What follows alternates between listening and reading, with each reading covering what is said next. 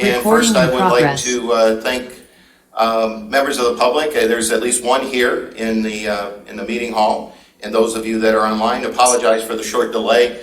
We're having a little bit of technical difficulties this morning that we're trying to overcome. So if you please bear with us on that.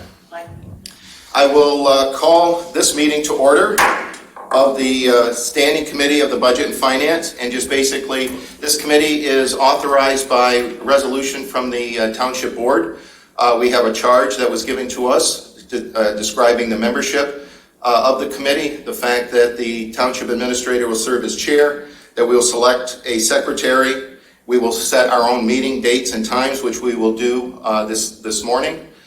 We will be in compliance with the Open Meetings Act, we will publish our minutes, and we will advise and assist the Township Board in related to matters of Township financial matters, and including, but not limited to, the various items that are included in the charge. So in that, I will again call this meeting to order. Since we do not have a secretary appointed technically at the moment, then I will just call the roll for this one and then ask the secretary going forward. So at this point, Supervisor Hathaway. Present. Treasurer Palmer. Here. The administrator is present, and Clerk Flintoff is out at the moment on working on the computer issue. First order of business then is the adoption of the agenda. Are there corrections, additions to the agenda as presented? I think it's very ambitious for the time frame, but you indicated when I asked about that many of these items are just going to be informational. Correct. 7D looks lengthy, but that I would suspect will be less than 5 minutes. Okay. Because we're not going through all those documents. Those are referenced, and I'll have a short comment to say on those. Well, given that, I would move adoption of the agenda as presented. Is there a second? Second. Right, it's been moved and seconded to adopt the agenda as presented. Any other comment? Do you by chance have an extra? I do. Sorry, thank you. I was running from an appointment. Great. Hearing no discussion, those in favor of the agenda as presented signify by saying aye. Aye. Those opposed? All right, the agenda is presented. Since this is our inaugural meeting of this committee, oops, I missed one, my apologies. Appointment of the committee secretary. As in the charge, it says under 2D, the Budget and Finance Committee must select a secretary. I have asked Christy Aiken, our office coordinator, to serve as the secretary for this committee, freeing up the members from that task. So is there a motion to appoint Christy as committee secretary? So moved. Support. All right, moved and seconded to appoint Christy as secretary. Any other comment? I want to thank Christy for your willingness. Thank you. Yes, thank you very much. Yes, because I don't do minutes. Okay. All right, those in favor of appointing Christy Aiken as committee secretary for Budget and Finance, please signify by saying aye. Aye. Those opposed? All right, motion carries. Thank you, Christy. All right, number 5, approval of the minutes. Since this is the inaugural meeting of this committee under the revised charge resolution by the Township Board, there are no minutes prior to this one, so we'll move on. Since this meeting is open to, is a Open Meetings Act, public comment is required at least once during this meeting, so this agenda will start with that. So is there a member of the public present who would like to speak to the committee under for public comment? For this meeting, I would ask to start with 3 minutes, and we'll see how that works going into the future. But for this meeting, I would ask for a 3-minute public comment. If there's no public comment here, is there comment from the public online? I see one hand raised. Okay. Joe Pattinson is the name. Okay. Asked to unmute. Do you Please. know how to do that? Yeah. Thank you. Can you hear me? Yes. Yes. Rob Pattinson, Scio Township. I was on the website yesterday around 12 o'clock, around noon, and there was no Budget and Finance Committee meeting posted. I would like an explanation of why, after weeks of analysis about why the budget and finance meetings weren't happening, why did we have less than 24 hours notice? Thank you. I can respond to that. This is a special meeting basically to set the regular schedule so we don't have any delay in public notice going into the future. This was a special, as I say, for that purpose. Also to have some discussion on the township budget before it was presented to the township board for next week. So we wanted to have this opportunity. We discussed it as to whether it would be this week, whether it would be next week for this inaugural meeting. But at the same time, the decision was that it would be more appropriate to have this conversation prior to the township board meeting of next Tuesday. So other comment?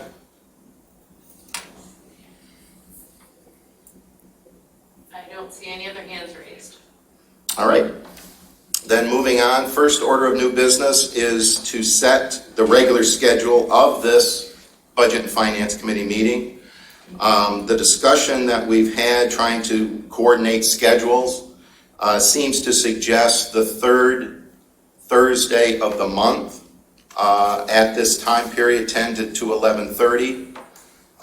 That would be going forward.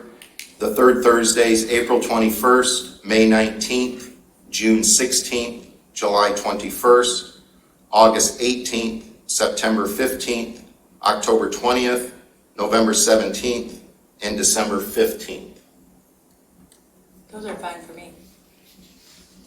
Is there a motion to set the schedule as presented? So moved. Is there a second? Support? All right, discussion on that. Do those dates work? Do they need to be amended? Does the time work? Is there any? They have to try it. They have to amend it. So Okay. let's just move forward. Any other discussion then? Good. All right, it's been moved and seconded to set the regular meeting of the Budget and Finance Committee for the third Thursday of the month on those dates specified, beginning at 10 a.m. All those in favor signify by saying aye. Aye. Those opposed? All right, motion carries. That is our schedule then going forward. 7B is the discussion on the township budget fiscal year beginning April 1, 2022 to March 31, 2023. The township supervisor has asked the deputy treasurer to make a presentation on that. And do we have a screen share or presentation Yeah. or documents?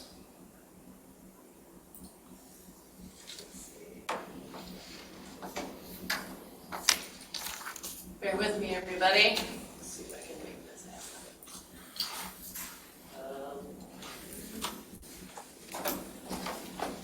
There you go, John. Yep, just drag that over. That's right, so just grab on the blue. And the blue. Oh, you're sharing the whole. This is my email.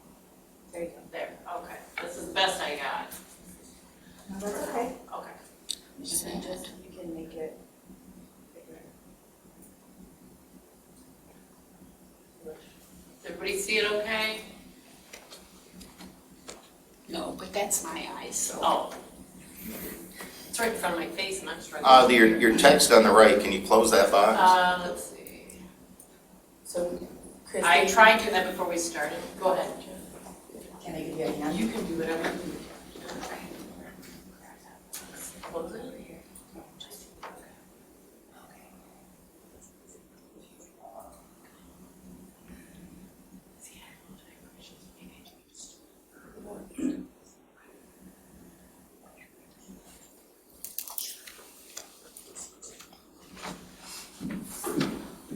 Can I just try? Yeah, this is just the attachment. It sounds like someone can't see it. Yeah, Okay, we're working on it. typically we share from a different computer Oh, rather than this one. I got it. I've never done this before. Understand, Yes. understand.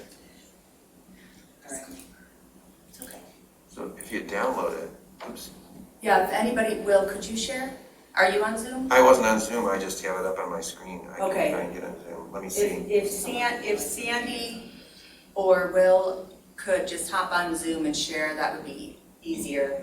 Let me see if I It would then share with the folks at home. Oh, I see what you're saying. It's only sharing to the Yeah, hall. so this is just sharing Gotcha. locally from this computer. If you want to share to everybody at home and on the screen, you need to share from a second machine.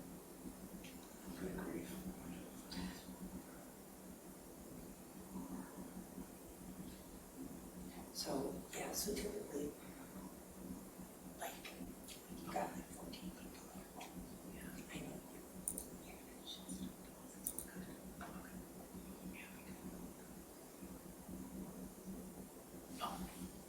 So you have to let me in. Yep, we're coming. We'll just like to Okay, turn your Oh, mic good. and speaker off. All right, share away, Will. Let's see if I can make that work.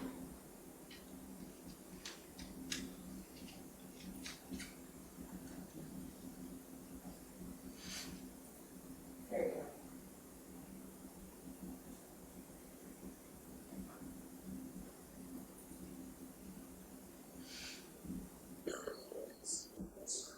Okay. No, No. thank you for that. It's helpful. So if everyone can see it then? Yep. All right. Then we would ask our deputy treasurer for any remarks, presentations, please, that you wanted to make. The beginning. Okay, didn't know I was doing that. That was my understanding of the request. Did I misunderstand? Yeah, no. Sandy, I was hoping you could sort of lead us through the budget. Sort of the way you sort of led me through the budget before. All right. Okay, So I've got it to the first page. these numbers came from various people throughout the Scio Township organization.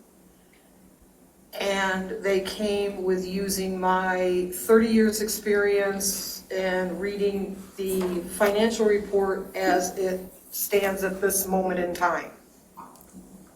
And then, you know, for projecting forward, whether it be for the amendments or for next year, it was taking actual data and trying to project what was gonna happen with input from many, many people. I don't know what level of detail you guys want me to talk about here. Well, part of what I thought was helpful when you and I spoke, Sandy, was David and I had reviewed the budget together, the earlier draft, and come up with questions, and then I sort of posed questions to you, and then we sort of went through them, and you addressed a lot of the issues, and but I'm the only person who's had the benefit so far of that kind of back and forth, and I realize that very few people have had time to sort of sit and look at the draft budget at this point, but I was thinking that kind of sort of going through methodically and sort of addressing any issues could help other people to understand, but also elicit more input that could help us to make the budget better before we voted it. So do you expect this to change before Tuesday? Well, most of the questions that David and I came up with, Sandy had explanations. So I'm the only person so far who's heard them. But in some cases, you said, oh, that's a good point, and you noticed something as a result of a question and made a tweak to something, or added more information or something. Yeah, and that was included in these. Right, so this draft reflects that. Okay, I just input. haven't had a chance to look at it. I know. So, It's- I had an appointment this morning, so I'm sorry. We're kind of building this train as it goes down the tracks, but it's, I know of two things that need to be changed before this goes to the board. Number one, you have to drop in the cost allocation. Correct. That is not there. Right. Once these And- numbers are fixed, I can do that. And we have to address the fire department's budget because they have a negative fund balance, so they cannot approve a budget that does not balance. Correct. So we are going to have to tweak those numbers. My are you talking about isn't it the proposal? So I haven't studied the fire department budget, the chief just stopped by. My understanding is his proposed budget is in the red because he is proposing the additional firefighters that he needs. And so my understanding was he was hoping to talk to the board about additional potential funding sources.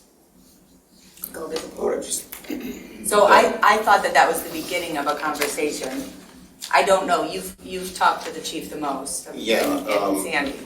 And that may be the original intention, but as Sandy's mentioned, the budget that's being presented to the board has to be in balance.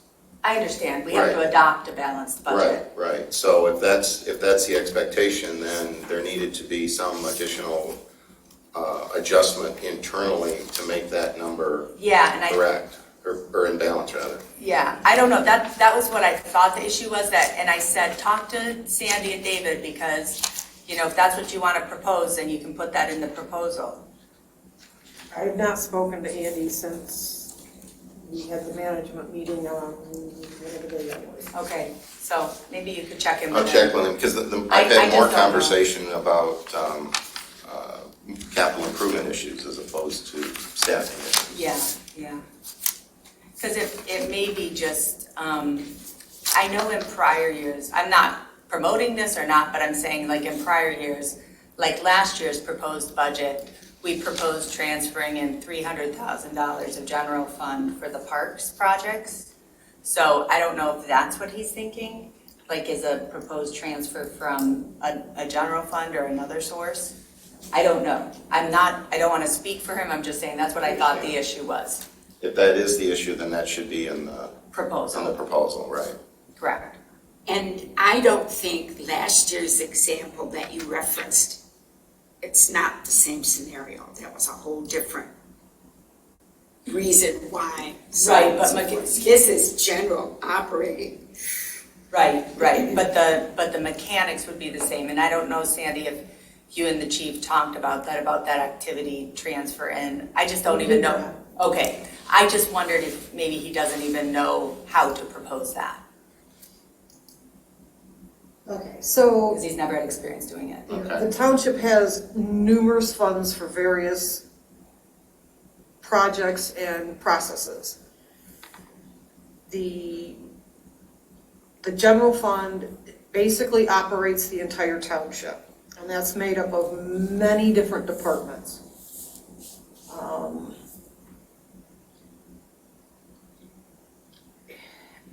I mean, we could go through them one by one. I don't know how you want this to go. Maybe, I've got my notes, and my notes are from the sort of review that David and I did together. So maybe I could just start posing some of those questions, and you could give everyone the answers Sure. that you gave to me, and Yes, that would 'cause sort of help to move us I along. was unprepared to Yeah, do a exactly. presentation. All of this has been sort of done quickly at the last minute in terms of getting together, to make a presentation for this particular meeting. One of the questions that David and I had was the decrease in the revenues right at the top of, and then I'm looking at the budget summary. Yeah, get off the budget summary, because I have not done anything with that page. Okay, all right, so you want to go to Just go to the general fund, this tab go here. all the way to the top. Oops.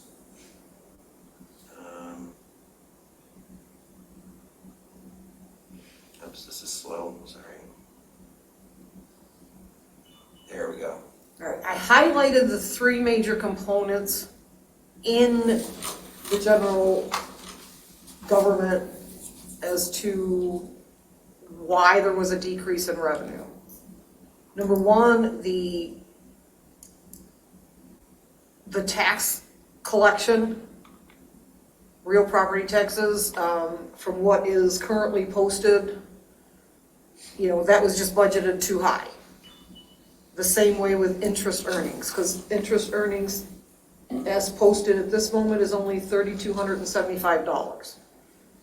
So I know there's a couple months interest left to post, so, interest rates were just steady decline In the and tank. it was way over budgeted. So it's an overestimate of property taxes, or? There was an overestimate of property taxes, there was an overestimate of interest earnings, and then they put in, because I want to make it clear, I did not have anything to do with last year's budget. It was not my work. And they put in the $75,000 as an activity transfer in that is not an activity transfer in, it is the repayment of the loan from the fire department. Right. And that's a due from, and that does not hit the revenue and expense report, so that should have never been put there. There is an increase in state shared revenue, which is good. But, those other three were the main components of why the projected earnings. Well, actually, the projected earnings are more, Will. Yeah. You transpose the numbers like I did at first, the 1.4 to the 4.1. So they're actually a little bit higher, and that's because of the state shared revenue, but the other three were major decreases as well. And Sandy or Donna, I meant to ask this back when we had the audit report as a follow-up, Donna. If my memory's correct, and it may not be, didn't the last year's audit also show that we were going down in interest and last year's audit? I said it out loud. Yeah. It's been going down. I watched the trend. Yeah, so when we got the report from the auditors, they noted that too, that our interest was significantly down. Well, yes, if you look at the 1920 actual, it was 134,500. 2021 was not even 40,000.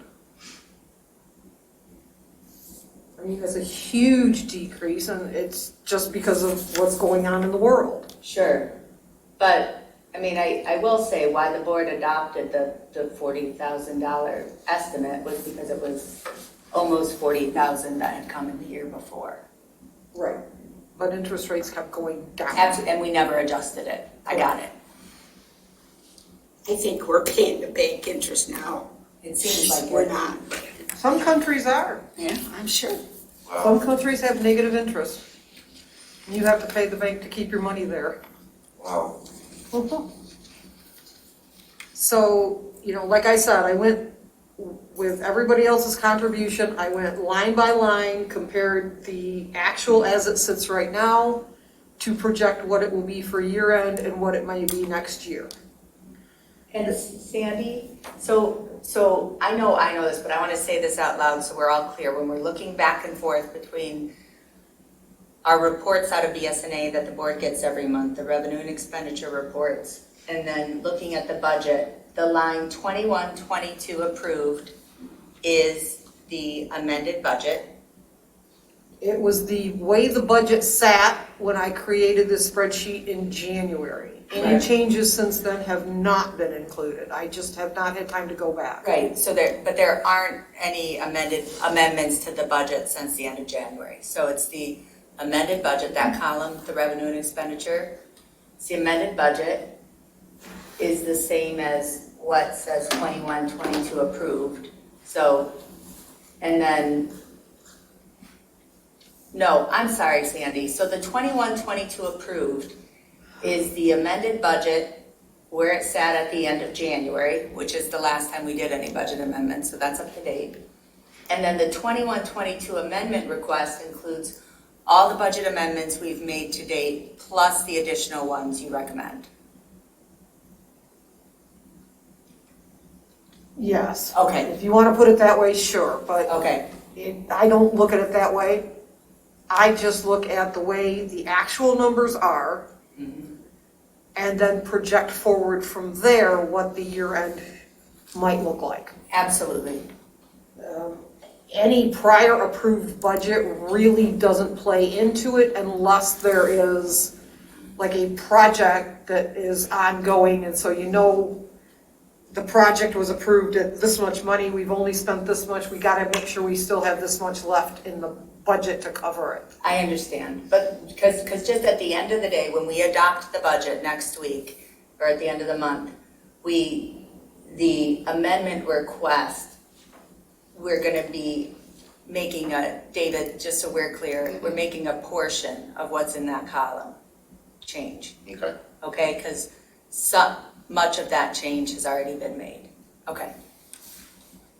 And Sandy, when David and I looked at the earlier draft, we noticed, and I don't know if this has changed in this draft, but we noticed that there was a net revenue expenditure negative of $1,300,000.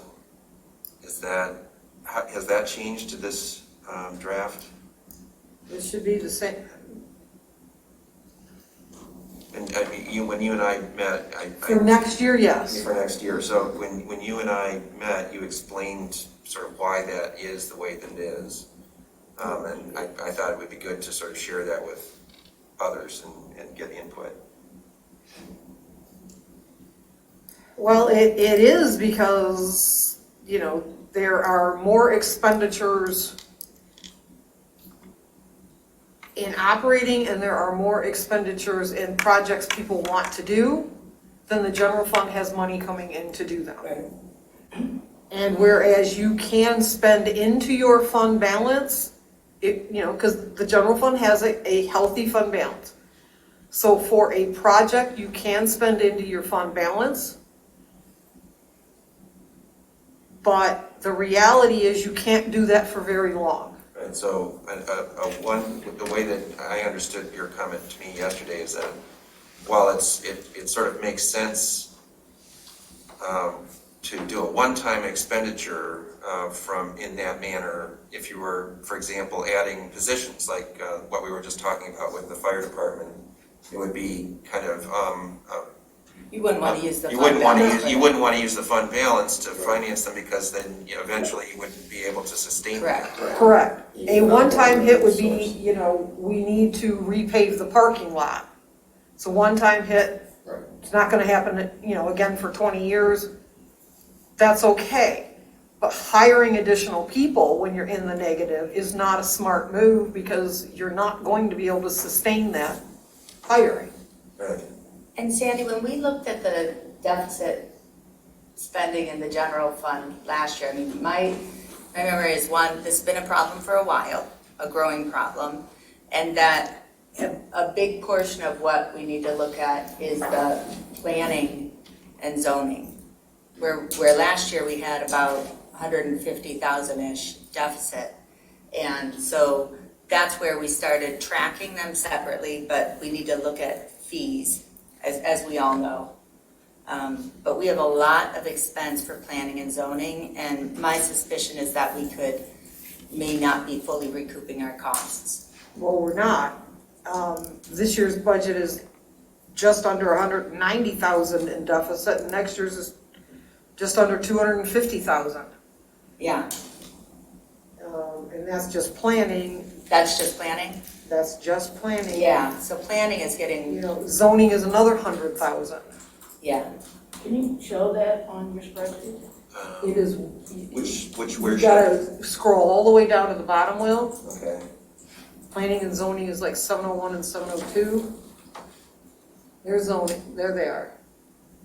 Now, Explaining. I just realized looking at my screen, okay, go slower, Will. Sorry, I was trying to find the right spot. Arrow down slowly to get to the bottom of that. Shoot. Sorry. I'm not very good at this. Here, let's see. Yeah, you're way up at the top again. No, it jumped back. Sorry, let's try that again. I think if you click in the cell, you can also just use the. Yeah, that's what I thought I was doing, and Oh, okay. then it jumped. Okay, so here we go. Just go down a little bit, yeah. This is what I was trying to do before. All right, there we go. So that's planning. all the No, way down. you're still not all the way down. Keep going, keep going, The keep bottom going. There of you are. the picture. There you go. Now, I just realized I didn't copy the formula over for the amended budget, so I just did that. But if you look at next year's, it says, the 244,000 negative. And then zoning, scroll down. And zoning's a little bit farther down. And that will show you a 98,175. And, this goes to one of the first assignments, we gave to David, is looking at the Carlisle-Wortman contract and the OHM contracts. But even at taking those two into account, you're still $1 million short. Mm-hmm. So you either have to figure out a way to cut expenses or a way to increase revenue. Well, but some of the $1 million may be one-time expenses, or are they? We don't have any, what one-time expenses do we have proposed in this year's general fund? Well, that's what I mean, I guess that's what I'm saying. I'm I not, guess- other than, like if somebody wants to do a study on something, I don't know what is in all of these numbers, because they're not all my numbers. Sure. I can't think of anything that's a big one-time expense out of the general fund. Can you, David? The only thing I can think of is under, I gotta get to the right number here. Hold on. You've got to remember the past year, it was master plan and that kind of was 2 years, so that's, Okay, well, there's A one, one there's a time. question that I actually have. I know this is a big election year for the interim election, the state election. Do we not get reimbursed from the state for hosting that state election? So I'm not certain yet. Okay. And so that's why they have changed and gone back and forth on that. So I was conservative and budgeted no revenue. Understandably so. Yeah, so So the only other big thing, the big number, and it's not gonna equal $1 million, is the, contracted services in accounting. That is a big I'm assuming one-time chunk that's been budgeted for. But that's, What about the land purchase? Did that occur? That's last year's. So that occurred out of this fiscal year, even though the closing is oh, happening? no, I'm sorry, you're right. Oh, yeah. There's Well, a we did have to carry that $300,000 over. budgeted for next year to purchase that yeah, land. So that's a pretty big So one-time. that's up to one-time $400,000, Yeah, but you're still $600,000 in the hole. but I think overall, like when we look at our core operating, there's ways we can optimize. And to answer your question, is planning, engineering, all of the contracts are under review. I know For that. the same reason, just to see what is the current status, when do they expire, what are the terms, do we have any automatic built-in salary or pay adjustments or cost adjustments that's already in the contract, and then are any of those items something that we should renegotiate? And so my idea was that we would, look at them in whole at first, and then deal with the ones that are more imminent in coming up. And we do have some, I don't have the list in front of me, but we do have some that are expiring this year. Yeah. So we'll have those conversations as we go through the year, once we get into the new fiscal year. And David, I would ask, I know you're doing a great job of balancing all the priorities, but I would say the OHM and Carlisle-Wortman portion of their contracts related to the fee-based ones, we really need to look at if we are covering our costs. Because my sense is we may be covering our contractors' costs, but not our internal costs of, Christie, Fran, all of the other planning costs. Because I think, isn't Fran's position 100% planning? Planning and zoning Planning and together. zoning. Planning and zoning together? Yeah, so, we need to make sure that we're recouping that, I'm not even sure you're recouping all of the contractor type costs. Yeah, because- I'm not sure either, we're just bleeding. Because if you look at least the last time I looked at any invoices from Carlisle-Wortman, they bill us for projects independently, and that money, I believe we are recouping 100%. Right. But if you look at the general overhead bill, there's times they talk to developers outside of a normal meeting, and we get billed for that rather than the developer. Exactly, and I was thinking, one thing we might wanna do, thanks, Will, is just as an example, Sandy, I don't know what you'd recommend here, but, I know we're gonna be doing the chart of accounts, but if there's any different breakdown you'd recommend here, because this is where, Christy, Rebecca, Fran do a very good job of accounting for everything as carefully as possible. But we have these categories here, and this is why we first broke it up between planning and zoning, but consultant fees plan, consultant fees fee schedule, I guess just those three. If we wanted to kind of parse out where we're bleeding, what different categorization would you recommend, Sandy? I really wouldn't recommend any, because that's why we have those three to begin with. The consultant fees is projects that we ask Carlisle Wortman to work on, like the master plan update. Sure. Okay, they're not connected to any one thing. It's for them to attend all of the board meetings, or in planning commission meetings, answer all the questions, work on projects that we ask them to work on. The consultant fees plan, that goes back to the old way we used to do deposits, because there are still some deposits out there that have planning components to them.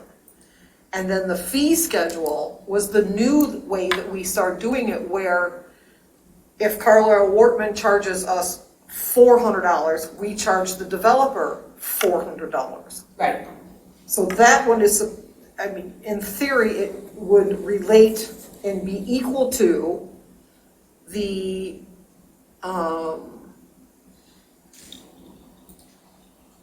the 613, which is the consultant fee review fees.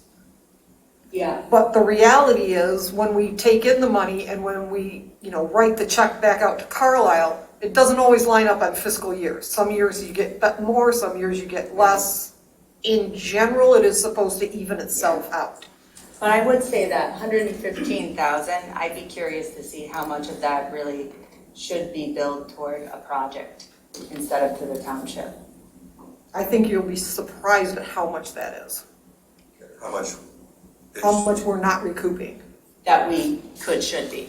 Correct. Yeah, I think it's in that 115 and probably in this parallel line item in the zoning. And it just depends on our approach to how we want to engage with developers, but it's a lot of bleeding, I think. Planning and zoning has always been a lot of bleeding. Yeah. And we tried to stop that with the whole fee schedule Which arrangement, but is the that's right- not been updated in Right, and the fee- 15 years. And so the fee schedule is the right way to go, and I don't know that we ever looked at planning commission time, all of these extra meetings, Will's time, not that we're gonna nickel and dime people, but, when we're paying consultants and things, it's really gotta be on the developer. We did look at it. In fact, I developed an entire spreadsheet to analyze all of that cost. We looked at how much time we use for assessing. Yeah, I all of remember it. looking at that. The problem is, it's not been updated in Right. all of these years. It was done once and forgotten about. Well, and that's been on the list, the to-do list here at Scio for a couple years, is update the fee schedule. We've worked on utilities and fire, but I would really recommend if we can dig into planning and zoning this year, it'd be good. The other thing that came down to was there was a political decision made that some of those fees seemed unreasonable even after we did the calculation, so the decision was made to not make them as high as they could have been. Well, I'd like to know what the real costs are first. I agree. One of the things that is going to be a recommendation going forward is that all fees are reviewed on an annual basis, if that's possible. If not, then at a minimum at a buy-in basis. Absolutely. so that you're as current as possible in recouping some of these, because if they've been 10, 15 years, then it's clearly out of whack. Yeah. And isn't certainly a candidate for a review during this cycle. And I do want to recognize, we've done good work on updating fire and utilities, but we've got to dig into planning and zoning. And just a thought to put on the table, and it will be part of the big discussion. I have always felt that there is, as we're looking at the components of fees, that for the township, we still need to consider service. So if the total bill, as we set up all this schedule, is $100, but let's say $10 of that is cost that we calculated for us, staff, to help our citizen. I understand there's a developer involved, but we really are truly helping our citizen. And we should pay for those And costs. we should pay for those costs. So it's just my thought to throw on the table when we get to the conversation. As I said, a political decision. It's just, and, you know, it's reasonable, but that's why planning and zoning will probably never break even. Totally. But if it's a reasonable percentage, whatever, it's just part of the conversation. Sure. I'm hoping we can do it. If we can't, we can't. You want to move through some more of the items, see if we can make a little more progress? In the general fund, or you want to move on to the other? Well, I don't know funds? if there are other questions in the general fund that other people had. I mean, Will, I assume we're gonna go through this piece by piece on Tuesday with the full board. Yeah, but this is, an opportunity to sort of do it, to go through it with this group, get input, and maybe make the budget that much better before it goes. No, I'm happy to. I know I'm gonna go through it line by line and then be more Right, productive. there'll be more opportunities, but this is a good one. It's just, people didn't have the budget that much in advance to look at. Correct. So, I don't know if there are other questions related to the general fund that other people had, or we could just move on to some of the I others. think you just move on. Okay. Suggest you move on to some of the other questions that So- you and I So here's one. mentioned. Let me see if I can pull this up. Why don't we just go, I'll touch on each fund and say what their purpose is. Oh, all right, well, we can do it that way. Okay, Maybe so that's next more- is fire. Yeah. Fire was established when the millage was approved by the voters. Before that, it was all paid for out of the general fund. In this year's budget, Andy is requesting hiring 3 more firefighters, which unless the board decides to, fund that out of the general fund, he has no ability to fund that out of his budget, and it will need to be removed Right. to balance his budget.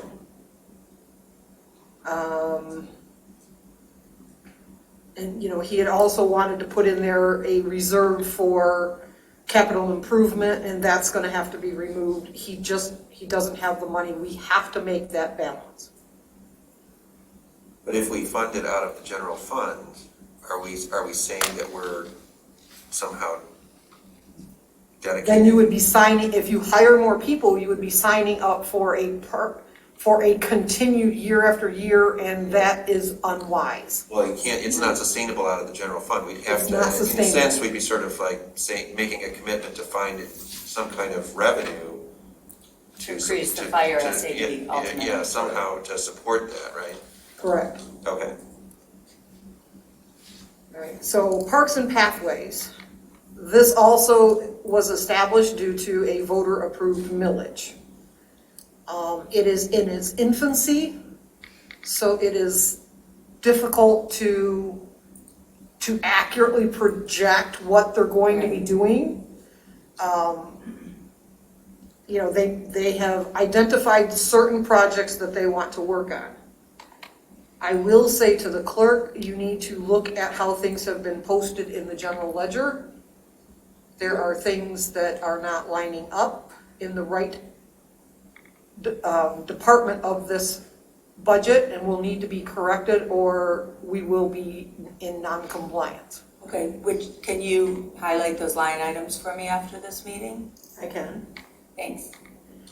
The next fund is the bus fund. Are we all set with this one? Well, is there any questions on Parks and Pathways? There's been discussion about they want to hire someone? Yes, they want to hire, and it has been discussed, and I even, correct me if I'm wrong, the board even approved hiring a project manager. That's not for Parks and Paths only. That's, I'm under the impression it was. no, Okay. it's on the website. It's 50% Parks and Paths, it's part roads, it's part.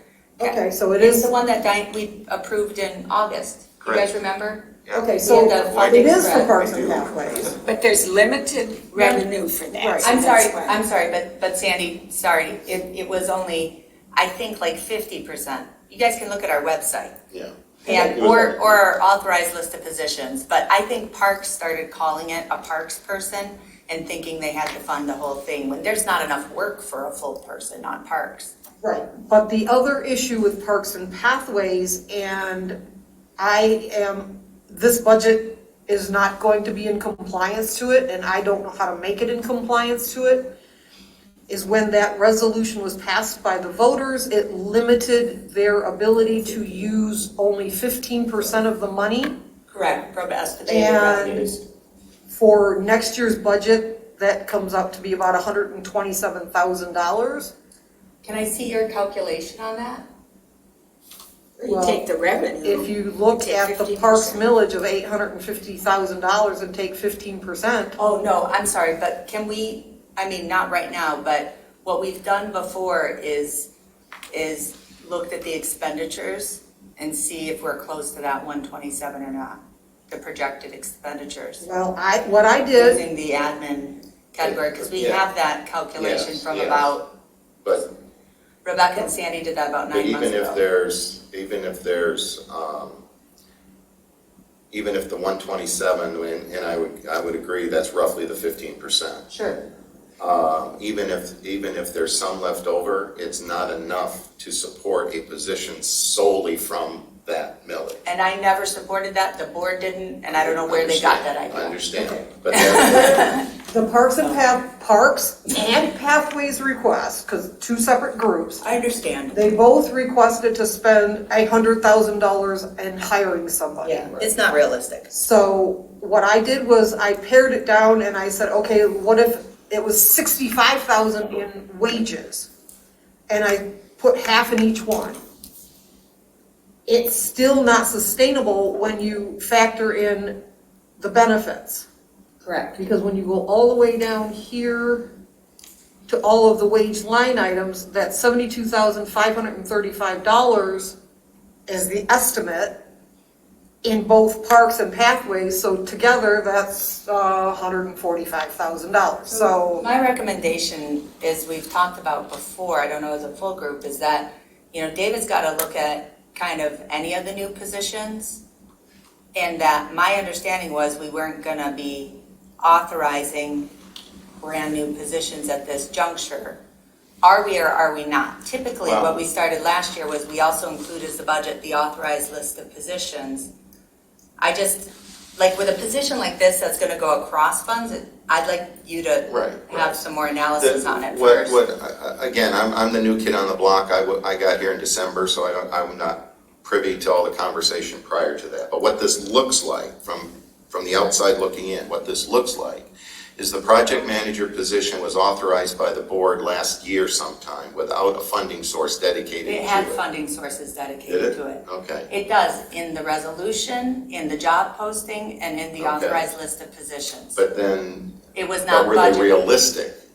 I think they are. Okay. Because we were looking at again, if you pull up the website and the job description. All right. So now, again, it's not in the budget because we started the practice of when we authorize new positions, like yours or deputy treasurer, we authorize them, and then once they're filled and we know the real costs, then we amend the All right. budget. All right. So the budget hasn't been amended, but I do think that it's pretty close because it, would cover the TAP, the roads Oh, committee. sure. No, it's needed. I'm not disputing that. I'm not, any dispute's even the wrong word, but discussion as to what is the proper funding source for it and what piece should come from You know, where? I think if you look at that breakdown, I feel pretty good about it. The board talked about it, Diane Benson looked at it.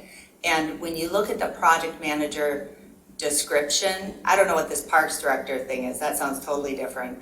But it seems to meet some of our needs, and I think it could probably also, you know, fill in some of the kind of core service requests that we get, Donna. Could also help with recycling, you know, these other kind of projects.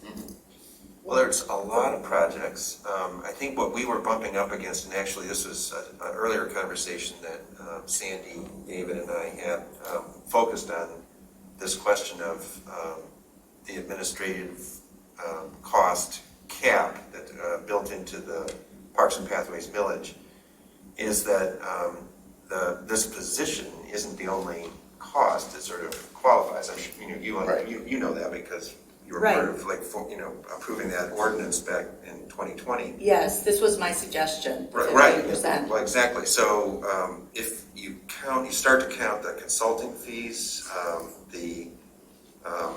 think the other cost that, at least for pathways, is a significant cost is a cost associated with easements. We're quickly going to hit that 15% cap. I think it's how we calculate the 15%. So we need to come to consensus. That's why we then passed the ordinance to define it. Right. And that was, you know, a lot of input from the Parks and Paths, and Tap, you were involved in that, Jim Fink. Yes, And I know. And then Sandy, We did look at all of that, Jessica. yeah. We absolutely did. And was that like 9 months ago or something? Do you have No, that that was like a spreadsheet? week or so ago. Right, but then there was another period where we had kind of defined it, and I mean, I know Rebecca has this data. I'll have to find it, but where we defined it because we were noting which invoices count and which don't. Right. So we can at least see what we do, and then we can agree if it's right or wrong, we want to change. Well, I think what the three of us realized looking at it is that, and in part it's prompted by these requests for staff support from both TAP and Parks Advisory Board, is that there's just, with that cap, there is no way that you can fund the staffing that these functions need out of the millage. So there's a sort of a fundamental kind of question for us as a township, for the board, how to address that need, especially because one of the motivating reasons behind the millage in the first place was the lack of staff support for these functions, the ability to build paths and make the parks more accessible with volunteers. It was unsustainable. That's unsustainable, but that's in some ways that's the situation we still have 3 years later. Well, I mean, again, let's look at the ordinance together with the definition, because I do not believe that, the time for engineers, the time for planners, when they're planning particular segments, that to me, I do not believe that's qualifies. outside. That's outside. We did not look at those, Jessica. We did not count Oh, okay, those. well, that under- is kind of what this project manager, some of what they would be doing. Now, I don't know, let's have a conversation, but Okay, so I'm looking at the website for the Parks and Pathways Sustainability Community Development. It says 65 to 72,000, and it says 50% out of Parks and Pathways and 50% additional funding depending on the project the person's working on. yeah, so for So example, that's going to be grants, the general fund. or 1.5 million in MDNR grants. Some of the Arpa funds, this is where you gotta start looking at some of the admin costs from the federal, that was looking ahead to the federal and state grant funding. Yeah, but that they'd be administering. all the grant funding and ARPA funding is one-time funding. I mean, you can't rely on that as just to be Certainly you a way can. to support a position. You certainly can. Or be forever though. No, but you certainly can piece it together, especially if they're projects. And I've structured positions like this where that project coordinator director's job will be to work on a lot of these grants and administer a lot of these projects, be the project point person for a lot of You this, may so. be able to recoup some costs, some administrative costs through some of those grants. Well, yeah, But that's not, those are not a good source of funding for supporting a position. Well, for part of a position, I do think it is, because if you look at 10% of 1.5 million, you know, plus 600,000, I mean, that's 2.1 million in grants, federal and state, that we have coming into Parks and Paths alone. Yeah, You look but at a tiny slice of that, Yeah, but most That covers this year. most of those grants are not funds that are for positions, for paying people. no, but Will, they do allow project administrative costs. Yeah, just sort of a little bit. Yeah. It's not a good way to sustain a position, but I think It isn't. we've raised this issue Yes. enough for now, and we can Right, move on to. we're not gonna solve this issue at this juncture. I just want to confirm one thing. The 15% cap was in The the millage. language on the ballot. Yeah, we can't Fif- tinker with that. 15% of estimated I revenue. understand, but it was in the ballot language. Correct. Okay. So, let's move on. Do you want to go to the bus fund? The bus fund. The bus fund was also created by a voter-approved millage. It is very simple. You know, we collect it on the taxes, we pay AAPA. TA, I'm not sure how many, I never know how many A's there are. right, Ann Arbor, there's two. All the transit No, authorities. there's three. It's Yeah. Ann Arbor area. Yeah, I thought there was 3. So, and that fund is squeaking through. We are collecting enough to pay, so there really shouldn't be any issues there. Isn't it the last year? Well, actually, the COVID actually helped this Yeah. fund Oh, because okay, the that's right. expenses went down. But they cut service. So it actually helped them build their fund balance a little bit. Okay. But your question, Donna, is about when the millage expires. Yeah, and I think You guys, this we have that list. Yeah, we have a list in the last year's budget of when the different Villages expire. revenues expire. But I think that is something that we should bear in mind, a number of them that we we need have to to, renew. no. If we're going to continue to It have goes that as away. a revenue source. So The next fund is the tree fund. This fund was created by Township ordinance. And my limited knowledge on this is basically if a developer is doing a project where they have to remove a lot of trees and that they can't replace them on their project, they pay a fee to the township and then the township will buy trees and beautify whatever it wants to beautify. That's pretty much it in a nutshell. It's So- never been used, Well, It's been used a smidge. just on real smidge you here. just last year tasked the Parks Advisory Board with making recommendations for using the tree fund, and actually earlier this week, they're in the meeting about the sustainability task force. We raised the question of whether there's a way that they could be making recommendations as well. So, you know, we always put some money in the budget in case they decide to, you know, let's go plant some trees in a park, or let's go plant some trees on the boulevard, or whatever. We have the answer to the question. The bus service voted millage expires December of 2024. Okay, so I got a couple. 24. Just for information, Parks and Pathways expires in 29. Bus in 24. Open Space and Land Preservation 23. Okay, so nothing's expiring this year. Next up is Open Space and Land Preservation 2023. What's the township-wide SAD? Is that in there? That's one more year. Road SAD, Last year's coming up on Yep. this bill. The last year coming collected bill. it says 2013, so I assume that's the year of adoption, and it says 10 years, so I would take that to mean 2023. Yeah, Winter 2022 tax bill, do you see that? Oh, okay, I got you, yep. Last payment then is the winter This is the 22 tax next bill, okay. Okay, so next up is land preservation. This fund, again, was voter approved to preserve parcels within the township to keep the rural look.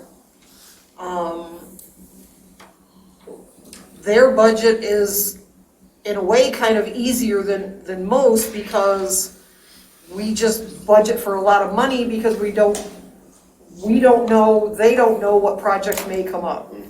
I spoke with Barry, he looked at the projects that they're looking at, because he could not disclose what those are, and I didn't ask. And so we believe that those numbers will be enough to cover the known projects that he's working on, as well as maybe one that might pop up. We have 330,000 requests within the next week. Just got that email the other day. Okay. Oh, so that's gonna be on this year? I still think we're good. I'm sure we. I'm No. not sure if it's this year, I just got the information as to closing. I don't have that yet. So this next fund is one where David and I had a question, you had a good question back. Right. The next fund is the Economic Development Corporation. This fund was created long before my time, so over 30 years ago. Its purpose is so that businesses can sell municipal bonds for the tax-free interest on a municipal bond. Okay, it was created when this school was asking. No, it was created long before that. The school was the last one to use the EDC. Okay, that was my, There's been talk of wanting to just terminate this fund, and you can, as long as there are no remaining bonds with Scio Township's name on it out there.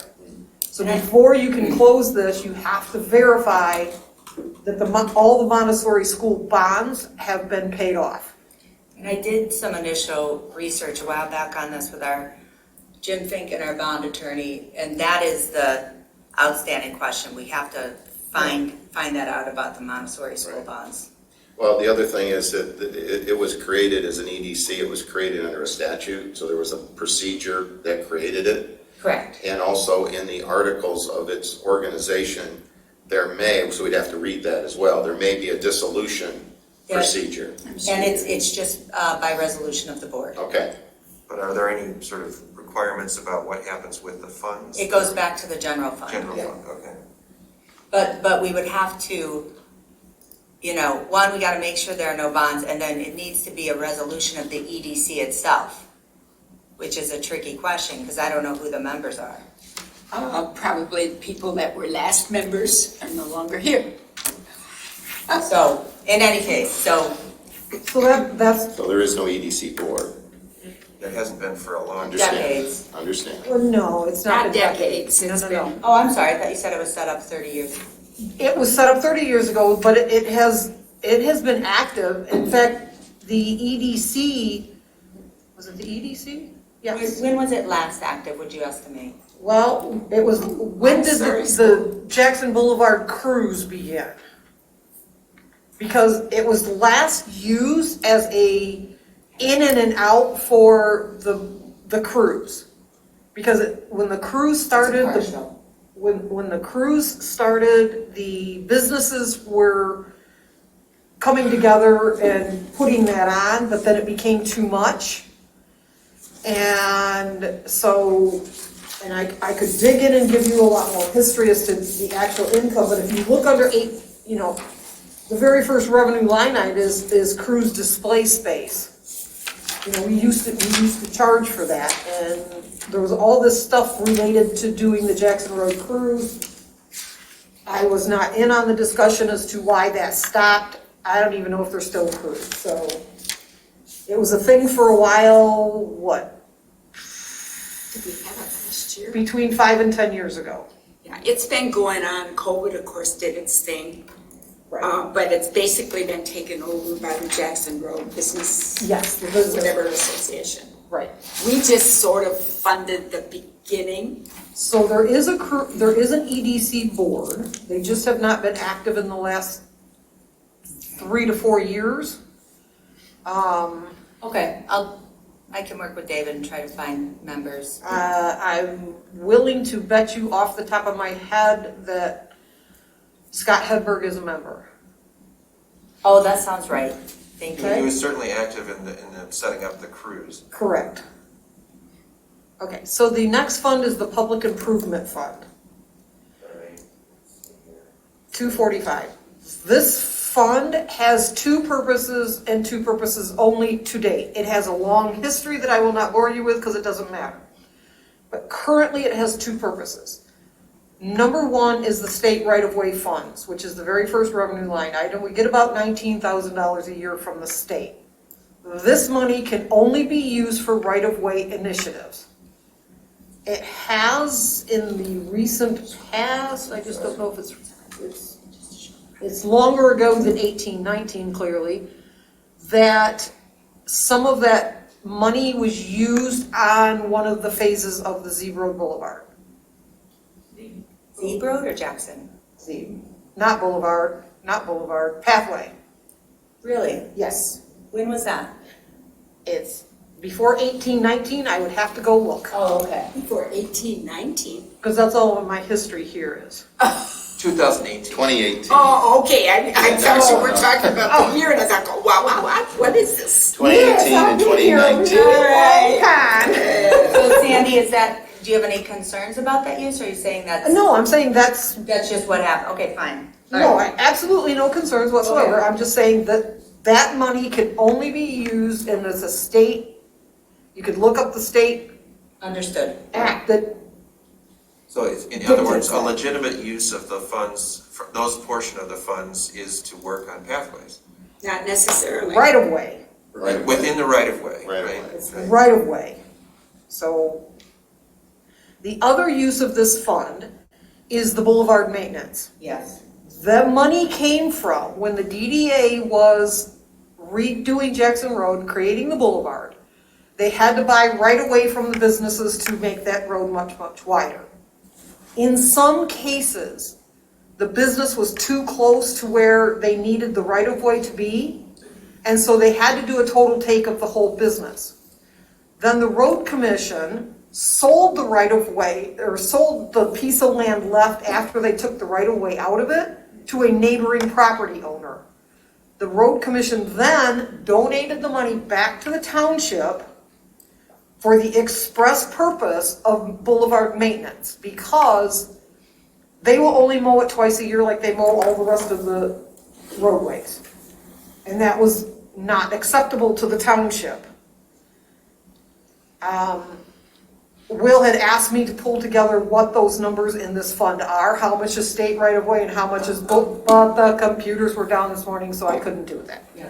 I will pull that number together and include that when it goes to the board, but a rough calculation is there's enough money left in the Boulevard Fund for 6 to 7 years, and then the township will have to come up with a funding source, or the Boulevard will revert back to the road commission only mowing it twice a year. I think we just need to really look at that as we're investing in equipment here of the township to care for things. Either we take it on or we let it go. Or you find some very hardy ground cover and you start planting, and You betcha. Should have we done start in the planting first it out place. there, and then you won't ever have to worry about it again. You betcha. Like, several Pick up mile litter. long rock garden or something? No rock garden. No, just there's ground gotta be a cover. ground cover that's hardy. Something sustainable and not, Correct. doesn't need mowing. That may be, a job for the sustainability Wow. people. The next fund is the Arpa Fund. That's the federal grant that I know very little about. The only use that has been approved out of this is the purchase of the new rescue truck. And this is only half the money that will be coming in so you could estimate the revenue is gonna be twice that. But are we going to get that next payment in next fiscal year? Yes. So I should put in 937,000? Yep. And I believe the majority of that money, or whatever it takes, should go to that very much needed water loop.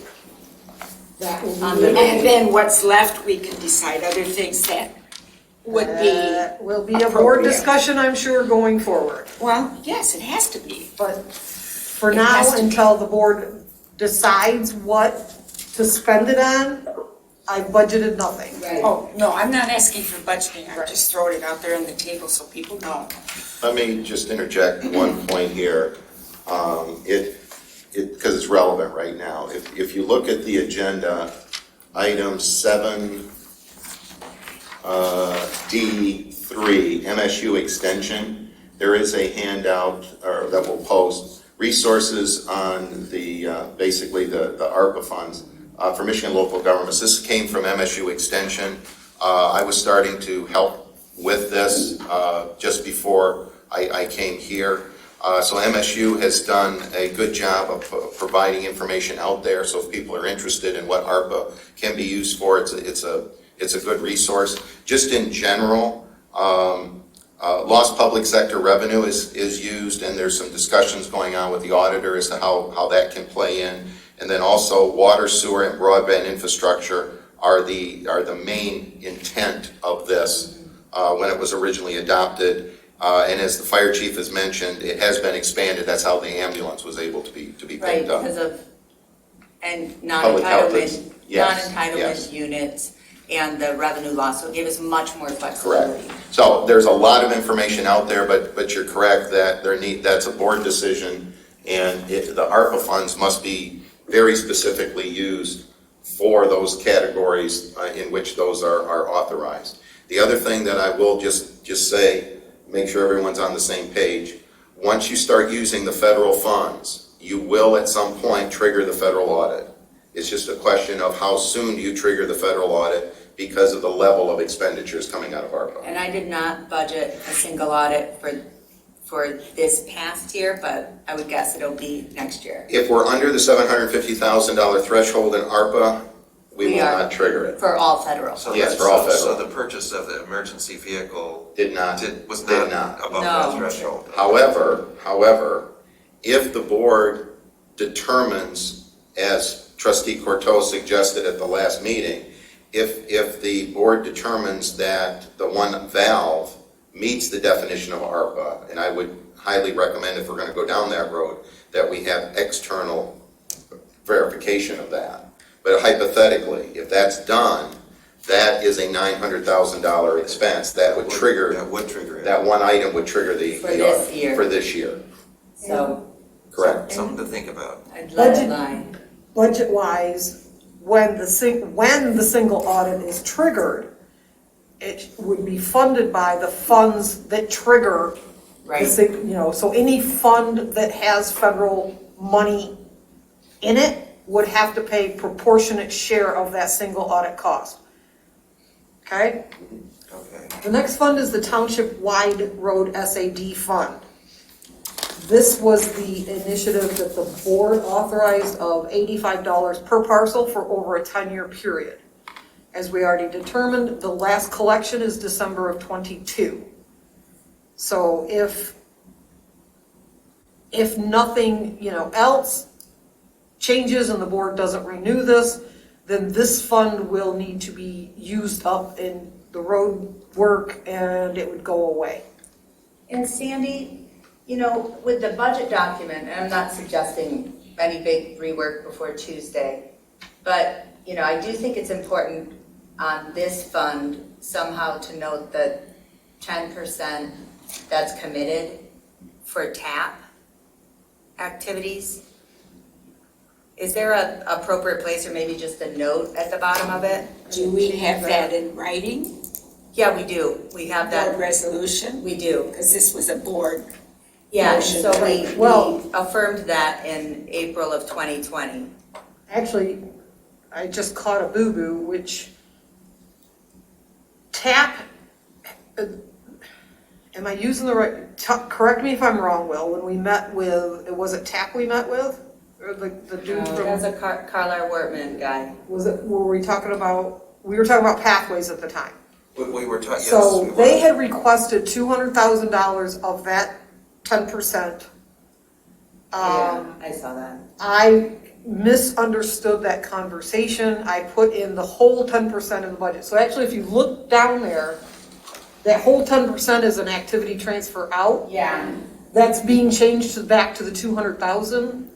So the difference the 300,000 left is what will be left of that 10%. And we've already spent that, Just that 9750. right, and then we partially authorized, but it was still pending for the ARPA, remember? The big expenditure? So Sandy, let's look at these two numbers together because there was one more action the board took a month ago. With ARPA? So, I'm sorry, not ARPA, it was the MDNR grant. Oh, okay, I was getting And confused. what project was that, Will? The MDNR grant? So there's the MDNR grant, there's the The three, pathway? That was pathway, yeah. right, the Yeah, but which pathway was it? Did we, Zeeb Road, Zeeb? Phase 3. okay, so it was Zeeb Road, the new earmark. Oh, Not the new, the MDNR. oh, okay, that's different. Excuse me, MEDC. Yeah. I got my acronym. Okay, so 750,000 Was for phase 4. 4, okay. And then with that, we also approved a chunk, Sandy, in addition to the 9750 from this 10%. Okay, well then nobody told me about I that. know, nobody, I'm telling you now. So, And so yes, let's get together give and me- make that number right. Give me those numbers, and then I can put a note at the bottom that says how much of the 10% is left. Exactly, and I, Happy to do that, just give me the number. Actually, we did talk about this, I just probably should have given it all to you in writing instead of just telling you. Yes. Yeah, it has to be in writing, Um, so she has it for her file. Yeah, we did discuss it, but I think you So that- need it in writing. And that was the one where we, approved that big expenditure of a grant that we haven't yet gotten, right? We haven't yet gotten the earmarks. Oh, it hasn't landed in our hands. We haven't received it. Yes, right. What's the 10% for? Transportation alternative projects. Right. And so, planning, thank you. And so it's really for street lights, traffic Okay. calming, crosswalks. It could be pathways, but it's a much broader concept. And I would really urge the TAP committee to stay focused on TAP. I know a huge push right now is pathways, but I don't want them to forget about buses and TAP. Okay. And I would personally, really encourage, this purpose was really, I think, more around TAP, non-pathways. No, it could be any kind of project. I know it could But in the beginning, I think you're right, Yeah, Jessica. I'm not talking about what it could be. I'm talking about what the intention was at the time in 2013. My understanding was that this carve-out of this 10% from the roads was for other kind of, TAP projects. I know that's a broad concept that's inclusive of pathways, but it was a much broader idea. Well, yeah, originally as it was conceived, it could have been anything from the sort of the menu of TAP. non-motorized transportation, or any alternative to automobiles, really. Or traffic calming, Right. crosswalks, pedestrian Any- safety. anything that could be deemed to be an alternative. Oops, somehow I lost my connection here. In any case, we should talk about that as a board. So I would highly encourage those with more knowledge on this topic than me to weigh in and let's try to get these numbers But as Pathways is accurate. asking for 200,000 of it. Correct. Okay. And I sat in the TAP committee from the time of its formation, so we did wrestle with this very question of what, to focus on. And the TAP committee determined that its priority and its focus was going to be on non-motorized pathways. So it's not like this is a question that wasn't considered or hasn't been addressed. I know, I'm just saying I disagree with the TAP committee focusing only on pathways on this one particular funding source. So. Okay. And Sandy, a question though, because I just want to be clear. You believe we need to expend this entire 2013 Township Roads Fund? And I don't want to put you on the spot. I thought that. In next fiscal year, no, I'm not saying that. Okay, that's what I wanted to No, I was clear. not saying that. I'm saying that barring board intervention, there will be no more revenue beyond December. Hi, Warsha. So yes, you will have to expend it and make it disappear. But I'm not saying it has to be done by March By a 31st of certain next date. year. Okay, good. Okay, so do you want to go on to the next fund? Yes, the next group of funds from, let's talk about 403, because Delhi's different than all the rest of the 400s. Okay. The Delhi Bridge Fund, which is Fund 403, was set up in perpetuity, my understanding is. Correct. Because the residents of the area by that old bridge did not want the road commission putting in a new looking bridge, they wanted an old looking bridge. So they agreed to a special assessment district that we take in, with rounding, it comes to $4,999 a year instead of the flat $5,000. And then we pay the road commission any maintenance on that bridge, including the cost of the traffic light. Okay? All of the other 400s, 401, 402, well, I guess let's talk about that one. The township-wide revolving fund. This fund was created when one of the feeder roads in the DDA district needed to be repaved. And the DDA agreed to pay 100% of the cost to pave that road. And the township agreed to specially assess all of the property owners on that road 50% of the cost. The purpose of this fund, when it was created, was to have a small pot of money available to any other group of people. I'm going to pick on Rose Drive because that's one that actually got done. So that if the residents on pick a street wanted to pave their street and it was not enough money to warrant full-blown bonding, because bonding, starts at $50,000 or more and goes from there, that they could borrow the money from the revolving fund, get specially assessed. When the money comes back into their fund, it would be paid back, the due from would be paid back to the revolving fund. And the revolving fund was used for that purpose on one of the smaller projects. In this current fiscal year, the revolving fund was used to help pave a road within the DDA district without a special assessment. So, that's going to be completely up to the board if they want to do that again, because I know there's 3 roads within the DDA district that the road commission has identified needs to be repaved.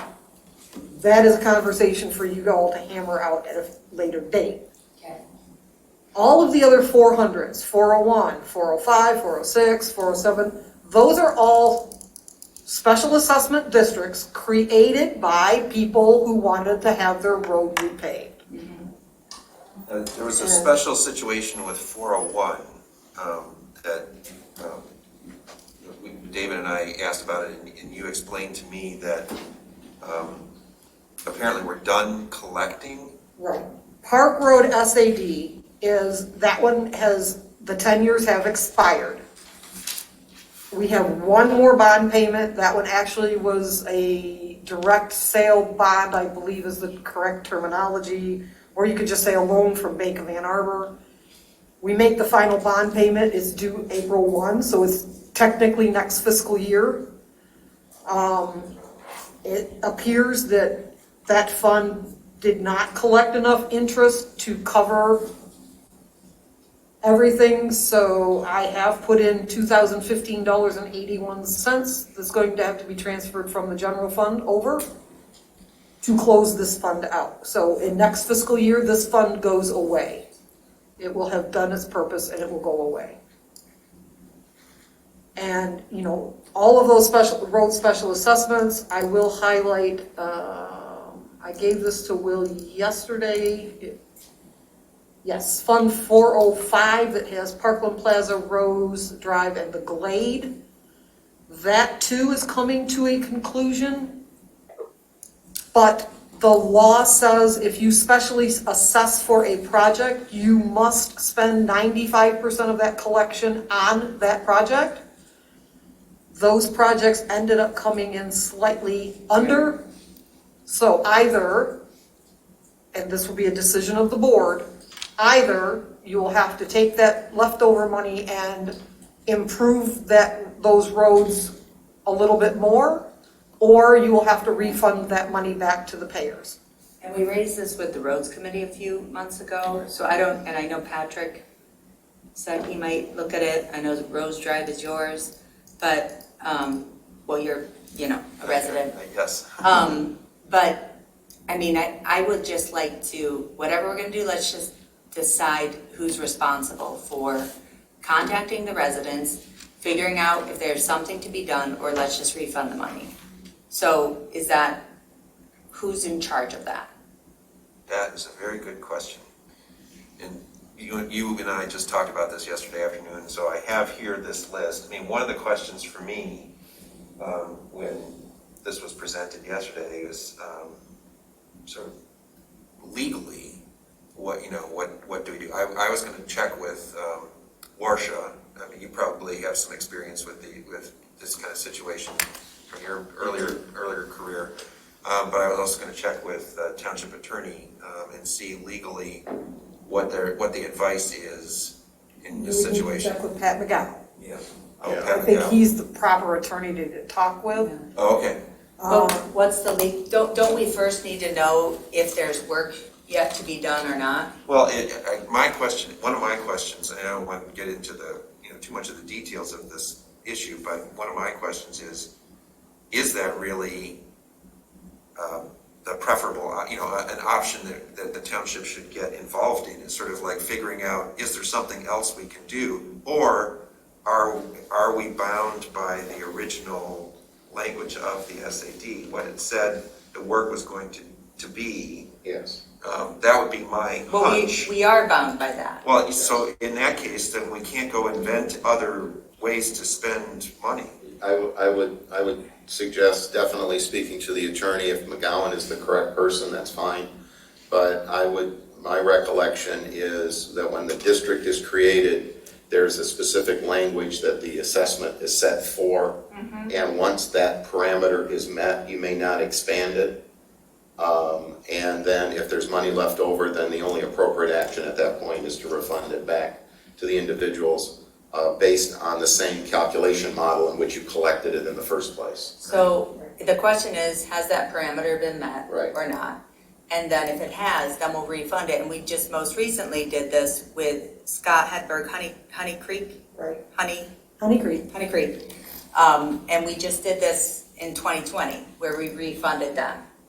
Oh, I remember okay. vaguely, there was So- some dispute And- about the and work. Jack- That was a different. Yeah, Jack and Lou Kidder and Sandy and I just got that out. But I would ask that we deal with it because there has been, in that instance, it sat and festered for a while unnecessarily until it kind of came to me with some urgency. So, I'm sorry, this is 405? There's several, you gave me several. Well, they're all in one Fund fund. 405, Oh, they're all in the same fund? Yes, it is Fund 405. Okay, thank you. And- all the 2013. And it Oh, I has to see. be addressed Okay. this next fiscal year. Yes. So who wants to raise their hand to run point on this? I think it's gonna probably start with assessing. I mean, we have to look at all that stuff. Well, I will talk with the attorney and find out what Okay. confirm the language. confirm the language, because I think that really should guide what we do. And Yes. then it may be a simple calculation that's done, I don't know, Then we just with issue the checks. with the treasurer or No, whoever. it has to come from assessing. Oh, assessing, Assessing. assessing, that's right, or Yeah. should. The assessor is the only one by law that has the authority to spread specials. Yeah. Okay, so then I'm guessing it will be a conversation with Warsha. Yeah, let's just keep this at the top of our list so we take care of it early this year. And that's why I highlighted it, because it has to Yeah. be taken care of this year. Yeah, let's handle it this spring. Okay, And the so, one, Jessica, the one You you wanna move on to the referenced next with Hedberg and everything, that was a fester before it even. Okay, that was an anomaly. It was a, Okay, good. I don't I just think- didn't wanna, I we've don't, never had one. I don't think it's a before. comparable situation to Good. this. Okay, so the next fund is the Fire Station Capital Project Fund. This will conclude also next year. Because my understanding is there's the exterior, landscaping and that, and a little bit more equipment that they're still waiting on. So that will conclude, and any leftover money would be transferred back to the fire fund. The next fund is sewer. This is for exactly as it says it's for. It must be self-sustaining. And, the fund after that is water. Again, it is exactly what it says it's for, must be self-sustaining. Both of these funds have been using more money than they're taking in, and that fee schedule, the user rates, not the fee schedule, the user rates must continually be looked at. So, And, oh, sorry. yes. Question on the revenues of both sewer and water. Do they reflect the board's, any estimation of the board's increase in fees and rates? Yes, if you look at sewer, user fees went from 2.6 to 2.8. Okay, so let me see here, user fees, okay. Good, 2.6 to 2.8, and then we've got connection fees. Well, that Well, depends on building. Yes, so yes, all of that we looked at very carefully. It's difficult to project when you I only know. have a few months worth of increase I appreciate to that. guess by. Yeah. And then what about the rates? Because we also increased the rates. No, the rates, that's what we're talking about. User fees I understand. have, from what I'm being told, have not actually been happening. So can So you show I me don't know. what line item are the user rates, what we actually charge for the use? That's 630 user fees. Okay, user fees, And that's what we increased by $200,000. based on the calculation that we did, the resolutions. As I said, that's a difficult calculation to make because you don't know what consumption's going to be. You can only look at the consumption history and guess.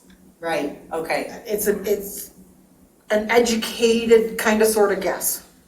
absolutely. And But that is kind of the kind of key calculation that we based our annual increases on. correct. Okay, so that calculation, is it, like, in just kind of plain terms, what is the calculation that's done there? I don't know that Steve did a calculation. As I said, we looked at So, what sure, the user amounts have been in the last few months and guessed. okay, gotcha. So, and I raised this because it's a board problem, a board issue. So David, again, the resolutions we passed, with that calculation we said we shall do before April 1 of each year. So I don't know, I'd like to, follow the new rates, the new process that we have if we can do it. It says before April 1st Right. of each year, we're gonna do that calculation to inform it. So at least have a note of what that calculation is, because we set it up so that we'll have our user fees climbing. Well, they have to catch up to start with, and we were gonna do it incrementally. But that's what Right. drives the Yeah. incremental. Yeah. And As I told David and anybody else who will listen, I told Steve about this when he first arrived. There is the Michigan Rural Water template to do exactly that. It works very accurately. Very good. I don't think he has run that program through its paces. I understand, and I'm not saying like who has or hasn't done stuff. What I'm saying is, we, the board, Right. said we would do this calculation prior to April 1st of each year to inform this revenue projection. So I'd like to have some, at least, back of the envelope with initials and dates before we adopt the budget. Well, I've got what's today? Today's Thursday, right? Yes? Yes, okay, sorry, they all kind of blend together. And it may wait till the 29th. Well, no, I've got a meeting, my normal meeting with Steve's this afternoon, and so I can just ask him if this is something that he's already done. It's not. He needed help. I think it needs to be a collaboration. Okay. I'm happy to help if you guys need me to, but I think the three of you can, get it Alright. together. But I will tell you that I have worked with that spreadsheet many, many, many times since it was created. It works very well. It's very simple to do. You literally put your budget in there and it does the calculations for you. So just somebody should do the calculation and note that we have done it on behalf of the township. So David, maybe could I ask you to take the lead on that, and whether it's your notes and, hey, this is my best estimate. I just want to hear from somebody that they've done it. I understand. And this was a resolution of the board sometime last year. Yeah, so and sorry for but I've sent these resolutions to you guys like Yes, multiple yes. times. I think it was So August or September. I will print them out again, I will send the links again. I think that this goes to, our overall Right. kind of gaps in No, I just want to make sure we were talking about the capacity. same thing, and it We sounds are. like we are. We so, are, yeah. okay. The one thing I will point out with water and sewer, that those funds accounting wise are treated like a business, not like a governmental fund. Like the governmental funds work like your checkbook, money in, money out, what's left over. Water and sewer works like a business where you capitalize your assets, you depreciate them.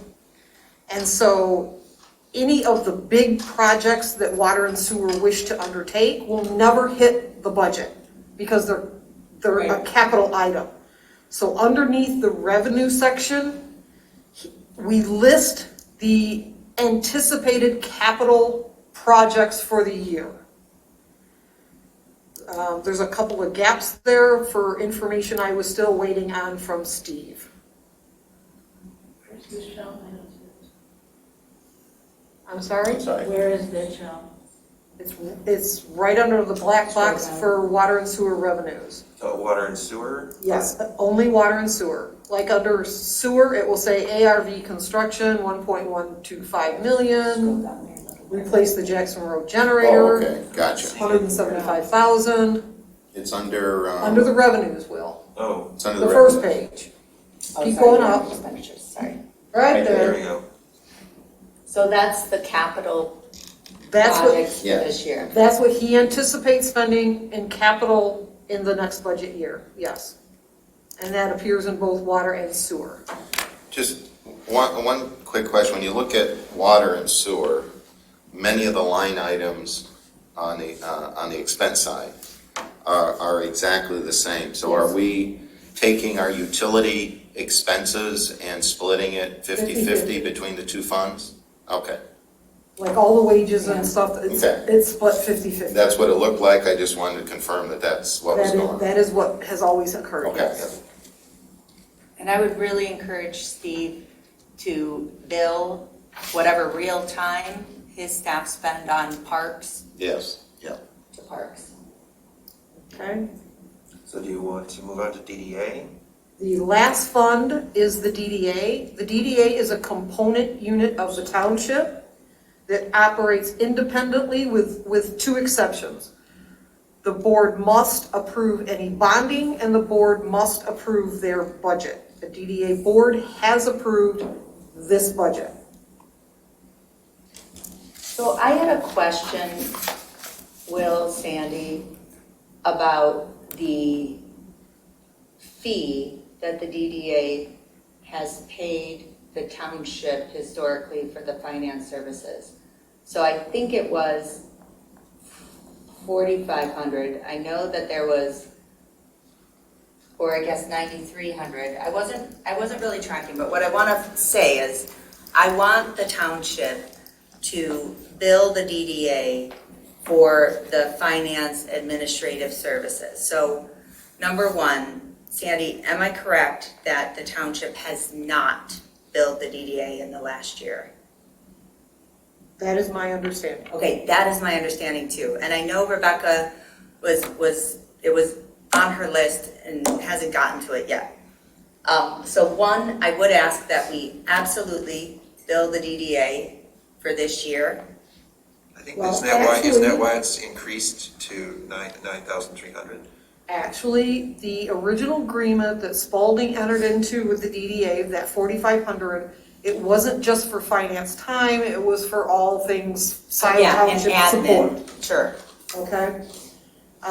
It was, the DDA board voted at Monday's meeting to increase that to the 9,300, given the fact that the township board combined my consultant fee with the DDA with my regular Scio Township pay. And the DDA voted to do that. There is a list of bills sitting waiting for somebody to cut the checks, and included in that is the $9,300 for this year. Okay, to the township. Correct. And the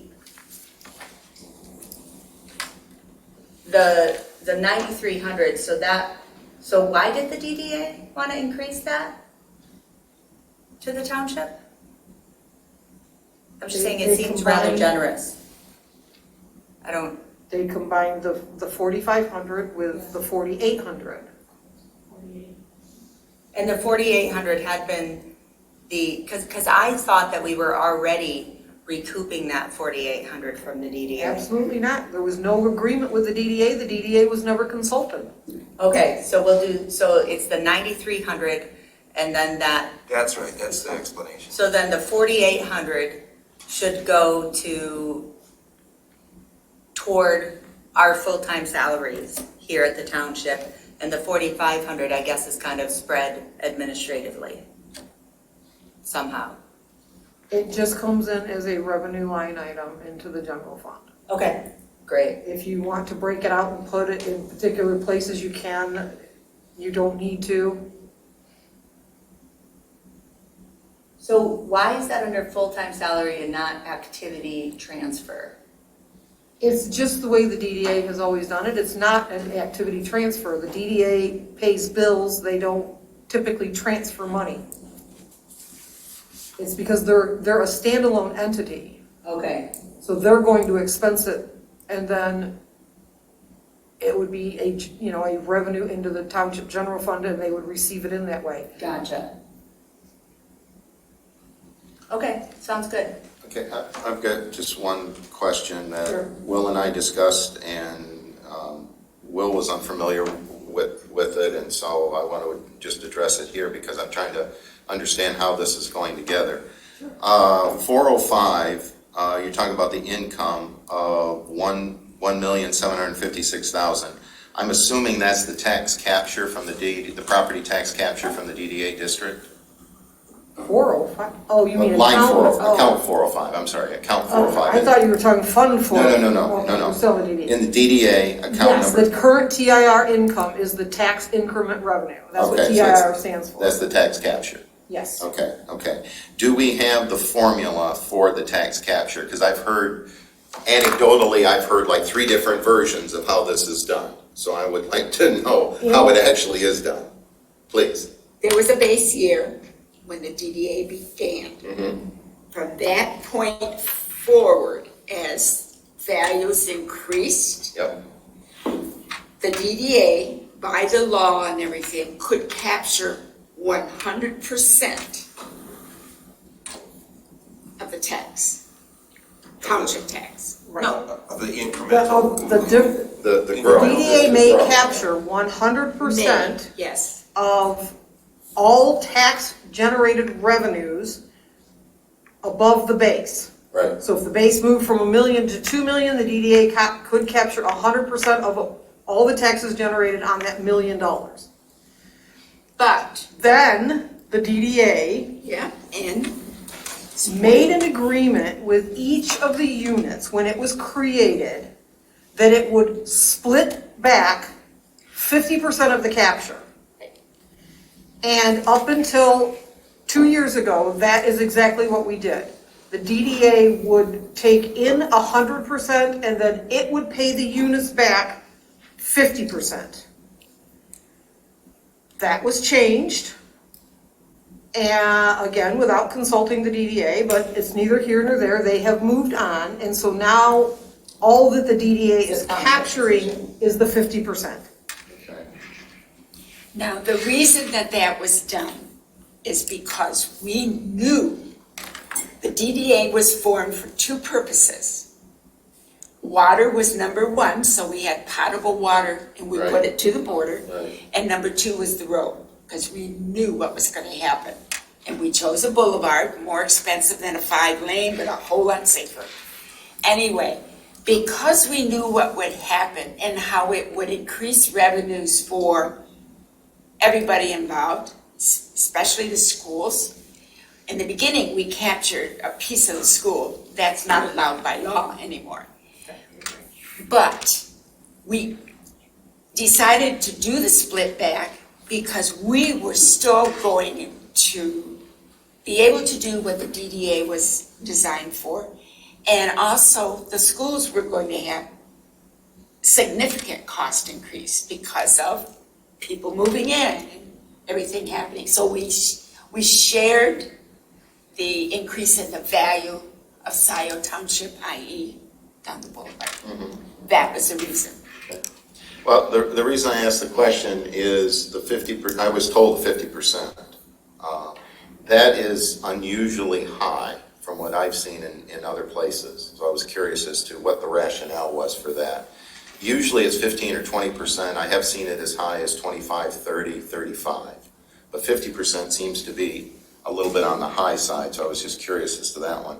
The other thing that's unusual in this process here is, if I'm reading this right, at the bottom, the fund balance for the DDA is $20.371 million, if I'm reading that number correctly. You're reading that number correct, but what happened is several years ago, GASB law changed in how we deal with it. Right. And the DDA moved from being a governmental type fund to a business type fund. So the DDA had to record on their books the value of that boulevard and then depreciate it. So it's an artificial fund balance based on if we could sell the road and the water main, which you can't. Which we can't. Which is why you have 900,000 of depreciation each year. And that's why you look at cash when you're looking at value in any of these. Right, you can't just look at the fund balance, you have to look at the available cash. No, I understand that. I'm just curious because I've seen other DDAs and they would be required to follow the same statutes as this one.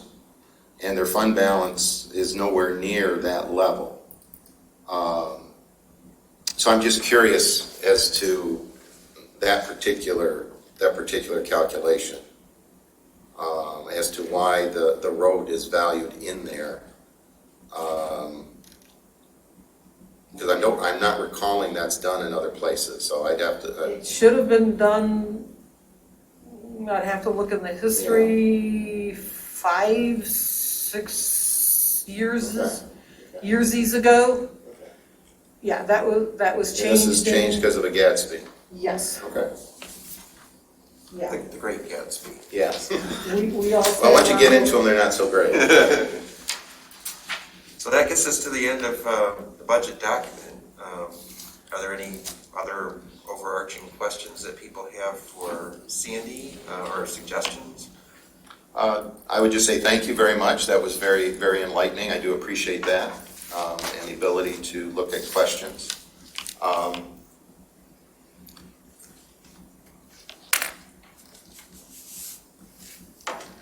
They did highlight some questions for the board, things that Sandy, encountered and, isn't in a position to answer herself. Right. In pulling this together. But if there are other questions that this is generating, then I would certainly ask that those be submitted so that we can take a look and come up with responses to whatever those inquiries are, and whatever those concerns are. And that would be true for members of the board, but also staff, Members of the public, absolutely. Members of the public and the different committees that made recommendations for. Right. And Will, I would just ask that you make sure that the department heads or committees, whoever it is, be available for Tuesday's meeting and the following Tuesday in case the board has questions. Because there may be something like, so on this parks thing, what do you think What this does that person might mean? be, Right. Right. What was You know- the intent? Well, hopefully, if there's those kinds of questions, I'm not arguing with that. Hopefully, if there's those kinds of questions, we can, from board members or from members of the staff that we can direct those to people ahead of the meeting so that we're not putting people on the spot in the moment at the meeting. Are you planning to share out the kind of narratives from the committees with the board? I don't know that the committee's provided. Or anything, no, it's fine, we can just talk about it As Tuesday. far as I'm aware, the only narratives came from assessing and fire. Okay. I'm sorry, assessing, And fire. fire, I'm sorry, okay.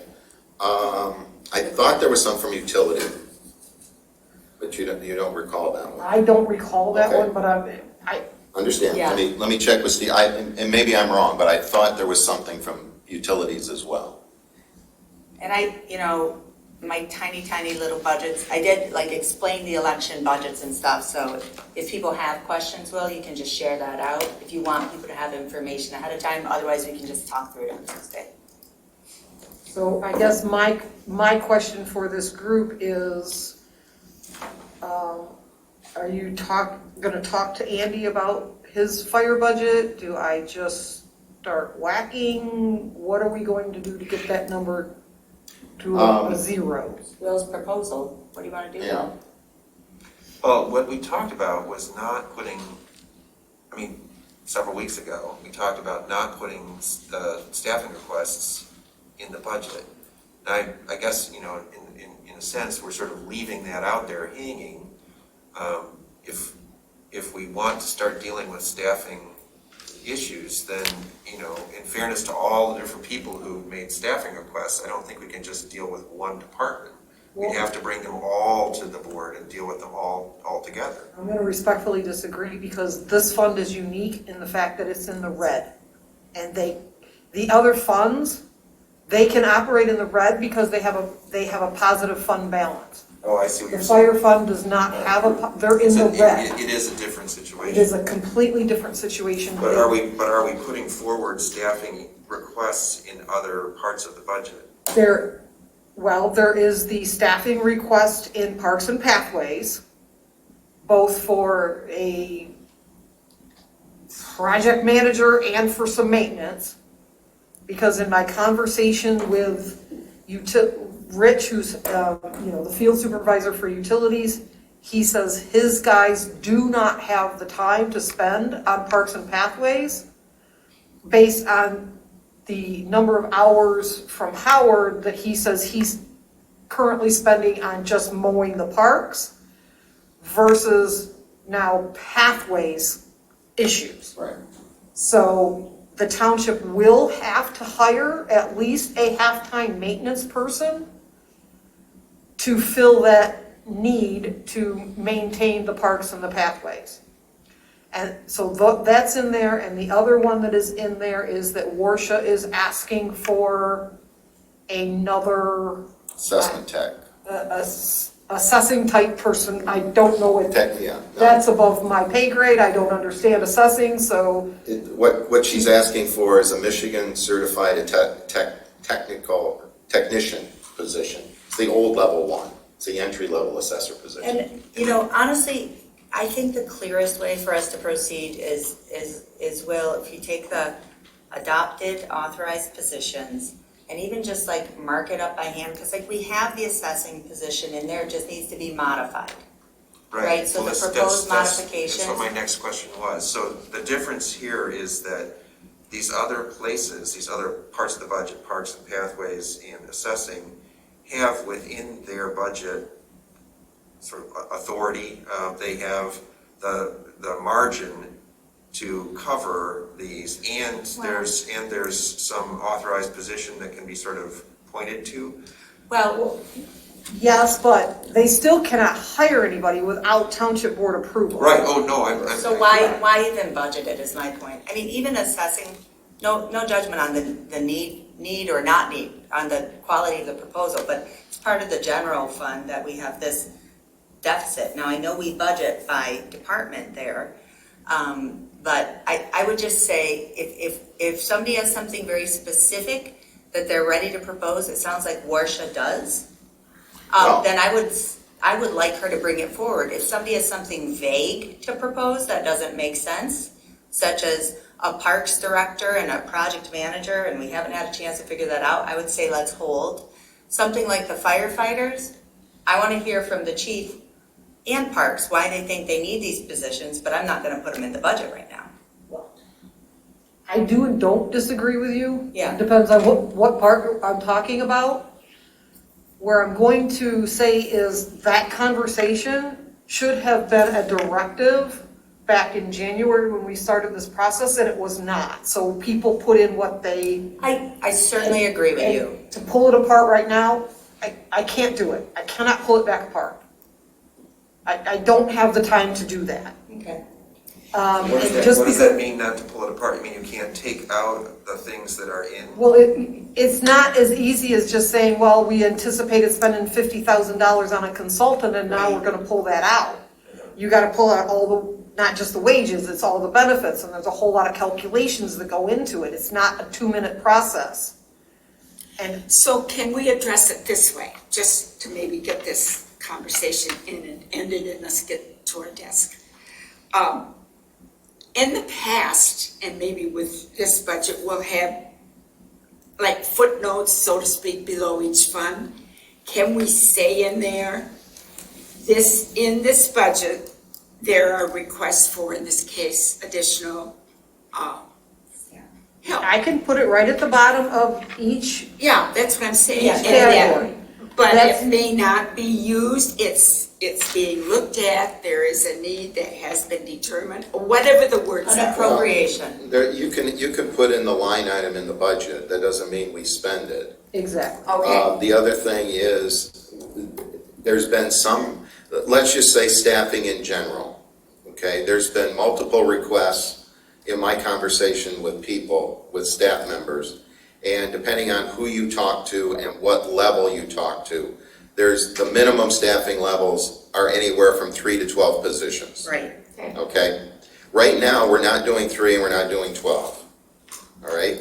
What we are going to do, because to be very fair to everyone, some of those positions have job descriptions, other ones are just concepts, and other ones are just statements. This is what I would like to have, and put it in the budget, because we need, if we move forward with it, it's easier to have the money in the budget and not spend it than to add it in later as a budget amendment. So I don't have a problem with having it there, but I just want to be clear, just because it's there, that does not mean anybody has authorization to go full speed ahead and start the hiring process, because in many cases, we haven't even had the one-on-one conversation as to what the position is going to be and what the job description And I should think be. to like manage expectations, I would really ask that we just have that authorized list of positions annotated, you know, in the Well, budget, not in the budget, When whatever. you look at our, it's here somewhere. When you look at our committee charge for this committee, that's one of our tasks that we will come up with. We already came up with it. Okay, We have it, we adopted it as part of last year's budget for the first time. okay. And I would ask that we not lose that improved practice that we That's just fine, implemented that's fine. last year. But I guess if it's already there, then we need to Well, renew it it. needs to be updated. We added some positions Yeah. since last year's budget. It's updated as of December 9th. It's in Okay. the share drive. It's been updated with every action the board has taken. It is a spreadsheet. It is easy to do. I will email it again. I would ask that we adopt it as part of this year's budget again so that people know what positions exist, are authorized, and which positions are not authorized. We have some authorized positions that are vacant, but I would just ask you, David, I'll direct you to it. Is that the spreadsheet that I have the big printout 11 on? by or is it- 17. Is that it? Yeah, Okay, my favorite size okay, paper. that's fine. Again, I just want to make sure we're talking about the same thing. Yeah. And before we leave this topic, I think we should be clear that, there's some people who or some departments that are asking for new positions that are sort of at a disadvantage because they don't have any positions. And to hold, Parks and Pathways, 2 separate advisory boards to the same standard that we have for, the well-established, well-staffed fire department or even the assessing department, I think is it's sort of, tilting the scales a little bit. So let's keep that in mind, that this need for somebody in the township employed to help with Parks and Pathways has been articulated and was actually one of the motivating factors for having a millage in the first place. But it's still an unmet need, and because of that, you've got two different entities that are still learning how to work together with this millage and no staffing. So Will, I want to say one thing. I agree with you. The committees, they need more staff support from us to help them develop their descriptions into something that works, because that's not their job, right? They're advisory committees. So if they need help taking their good ideas into a well-formed job description, that's our job to then bring it to the board and authorize it. I believe we did that, at least for part of it, with the project director position. Now, if there's maintenance stuff, I know there's been discussions between utilities and parks. I'm looking to Steve and David to tell us what additional maintenance help is needed or not. So there's the project coordination and the maintenance. I would disagree. The reason why I asked for the 15% cap on administrative costs, however we define that, is just to say to voters, hey, we're asking you for additional money to actually build and maintain the parks and paths, not just for administrative costs. So I think staffing the committees is, way down on my priority list. Making the parks and paths happen is high. So I think we just have to look at the tasks differently, Will. Yeah, except that doesn't make sense, what you just said. Yes, it'd be great if you could wave a magic wand and, have parks and pathways without having staff. But that's the whole point. The people who have been volunteering hours and hours and hours for years and years and years to create parks and pathways since, 2017, 2016 have been saying there needs to be staff support. It wasn't adequate to just carve out some portion of, to carve out some portion of the township manager's time. But that's what the project director's job is. The project manager position that we had was inadequate to the task. No, And it didn't happen because we had no applicants. Well, it hasn't happened because we haven't really advertised it. I mean, I defer to David. We're having a circular argument here. Okay. Yeah, We're gonna cut to the chase. I'm gonna exercise my authority and bring it back. Thank you. Okay, here's the deal. As HR director, these positions are all going to be considered, and they will be placed in order of priority to fulfilling. That doesn't mean that we're gonna move on assessing first. Right. Okay? Everybody is, and to be fair to all of our staff, some positions I have that much information on, and some positions I have that much information on. So we're going to gather all the information we need, and then take a look at what is being proposed, and what is a reasonable funding mechanism for it. If it's already in the budget, that's fine. If it's not, then we can look at possibly doing some amendments later on if we have to do that moving forward. But I don't plan to sit on positions until July, August, September. That's not the goal. Right. But the goal is I don't want to deal with all of these piecemeal. What I want to do is deal with staffing as a whole, and then we can prioritize internally which position rises to the top. And also, part of it is what's already been authorized by the board. If it's already been authorized by the board, I can move on it a whole lot faster than if something has to go through the Board of Trustees process. There are 4 authorized vacant positions right now. Right. And might I say, Please. as far as I'm aware, the only position that is in this budget that has not been authorized is the part-time maintenance person for Parks and Pathways. The assessor. And fire. And fire, but those have to come out because we I have to understand, balance that. yes, I agree with you. So, it's not like we've built in all of these positions into this. It's just those 2 spots. Also, but in Parks and Paths, is there a Parks Director position? Because that hasn't been. Not a Parks Director. We were Okay. going off of the project manager. That's thing. authorized. Right, that's what we were going on. We threw the Parks Director thing out because We there don't was have no a way park to begin with. there was no way they could have both. Well, Without violating that 15% cap, they There's a- cannot have it. They asked for a director at their last meeting. yes, there's a full-time Parks Director position that's been requested from the committee. Well, I'd have to be convinced of the need, because I don't see it. Well, and that may be, but the point is correct, that there actually are three that's being discussed. The part-time one, that's maintenance. The full-time one, that's a parks director with a whole list of things that came from the committee. And then the project manager, again, with a whole list of things that came from the committee. Okay, so And then what was already been authorized by the board itself. So let me The only just- thing in here is maintenance and the project manager, because they cannot have both the project manager and a parks director without violating that 15% cap. Right. Unless we It is come up with other mathematically Correct. impossible. I would just say again, if it sounds good to folks, I'll share out the, current, as I last kept it, I think December 9th, and then I handed off to David, the authorized list. And then we can all work from that, and I would ask that David update it, make sure it conforms with Will's proposed budget for Tuesday. And then when we're looking at it, we look at both of those documents, so we know very clearly what's in and out. Yeah, it wouldn't hurt to send it out, today, tomorrow, so that we I'll do we it all- right after okay. this meeting. So that we're very clear, this is what we're talking about, and this is what we use Yeah, moving and you'll forward. see there's a couple things that are out of date, but it's clear. Okay.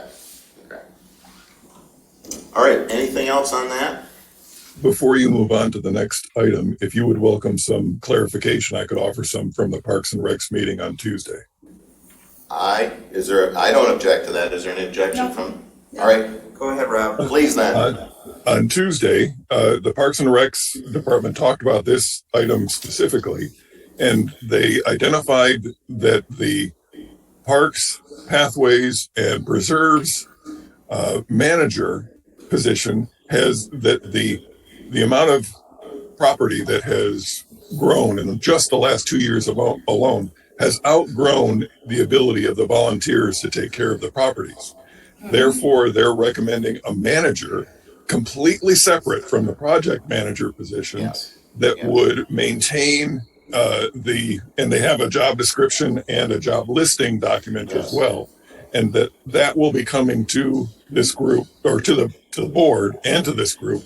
And I hope that will help clarify some of the discussion about the project manager versus the Parks, Pathways, and Preserves manager positions that is going to be coming to this group soon. I hope that helps. Thanks, Rob. Thank you, Rob. All right, anything else on the budget? I would just ask for a time check in your recommendation. I had intended this 1.5 hours, 2 hours tops, so we went over that. I think we went a little bit longer on the budget than what we originally envisioned. So. That's only once a year. Oh, it is. No. That's certainly not criticism. I thank you very much for all the information. Budget usually does take longer. The only thing that I would say is that the discussion that we just had is about the fiscal year that begins April 1st and goes forward. The proposals that we've been discussing about the finance staffing levels and finance staffing support, that is with the end of this fiscal year to get us over into the new fiscal year. So they're really two different, there's two different issues, and there's two different goals, and there's two different objectives for that. Time is precious, and I want to be respectful of anybody's time, but I guess I would ask right now, just to be clear, are there any questions that you have that we can answer right now on the proposal that we've been discussing, please? My understanding is that yesterday you all approved a temporary fix to what ails the finance staff. That No. money is not in the budget amendment. I'm for- good. So No. sorry, go ahead, David. No. What I'm referring to is not the emergency action. The emergency action is based upon the fact that the finance manager is unavailable No, for an I- independent. And No, that was not, Sandy- the point I'm Sandy, making. I'll email you that The point I'm number. making is there's not enough money put in the amended request to cover that, so Sandy? I will need. Okay. I will Okay. That's update the only place I was going. Okay. fair Sandy enough. and David, I'll update that. All right. That was on my list. And I Okay. just want to clarify that, and maybe that was just a term you were using, but not all of us supported that action. Right, That's Donna, true. me, and David. The only point I'm trying to get at is whatever that cost is, it's not in here. Okay. I'll update All the right. 191 budget for you.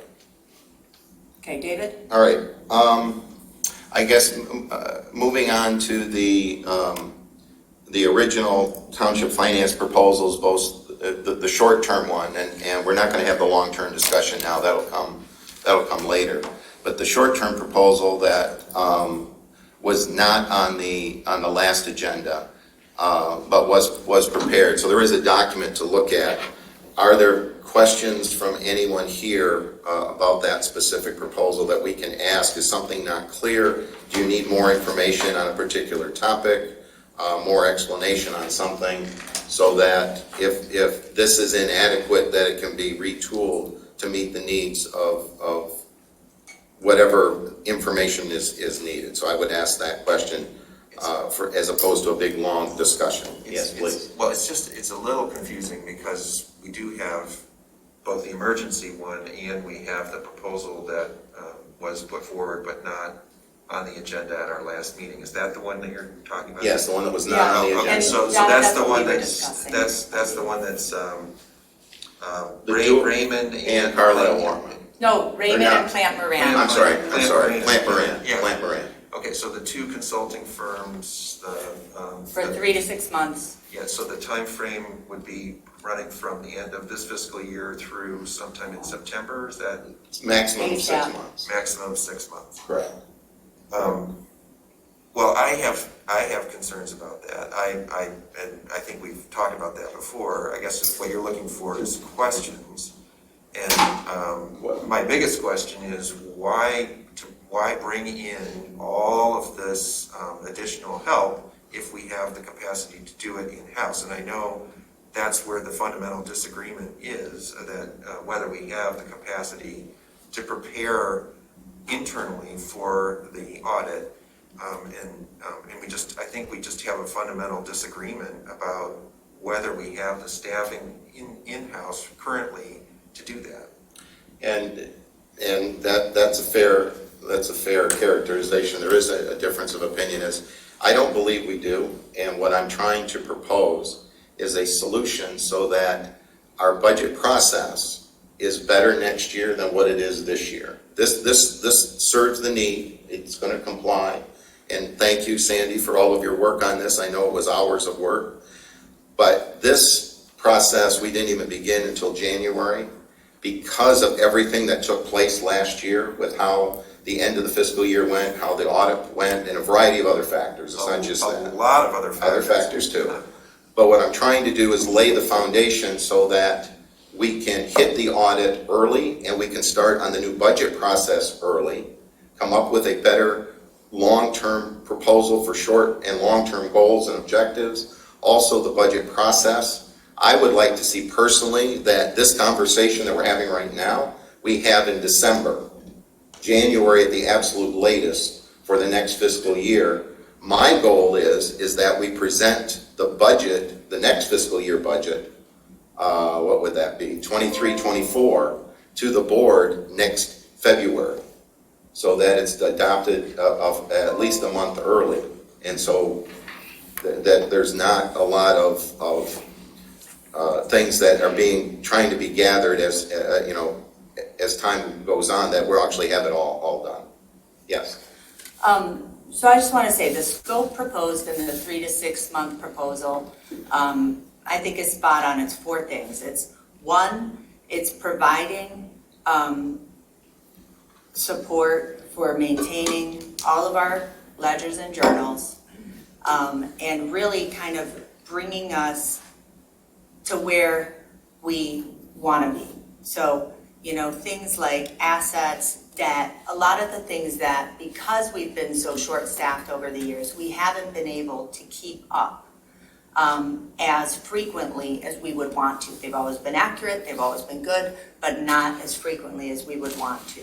So for example, the PO and fixed assets modules that we bought, we were able to implement the PO, the fixed asset module from BS&A, we're still waiting on. But as we do more development, more parks, more projects, more grants, we're doing so much more. We need to get our records and capacity to a point where we can be moving more quickly. And so that means more capacity. Secondly, chart of accounts. It's a finite project, maybe about 80 hours. I think Plant Moran is perfectly well positioned to do it because they're the two people who worked with Sandy on the audit for so many years.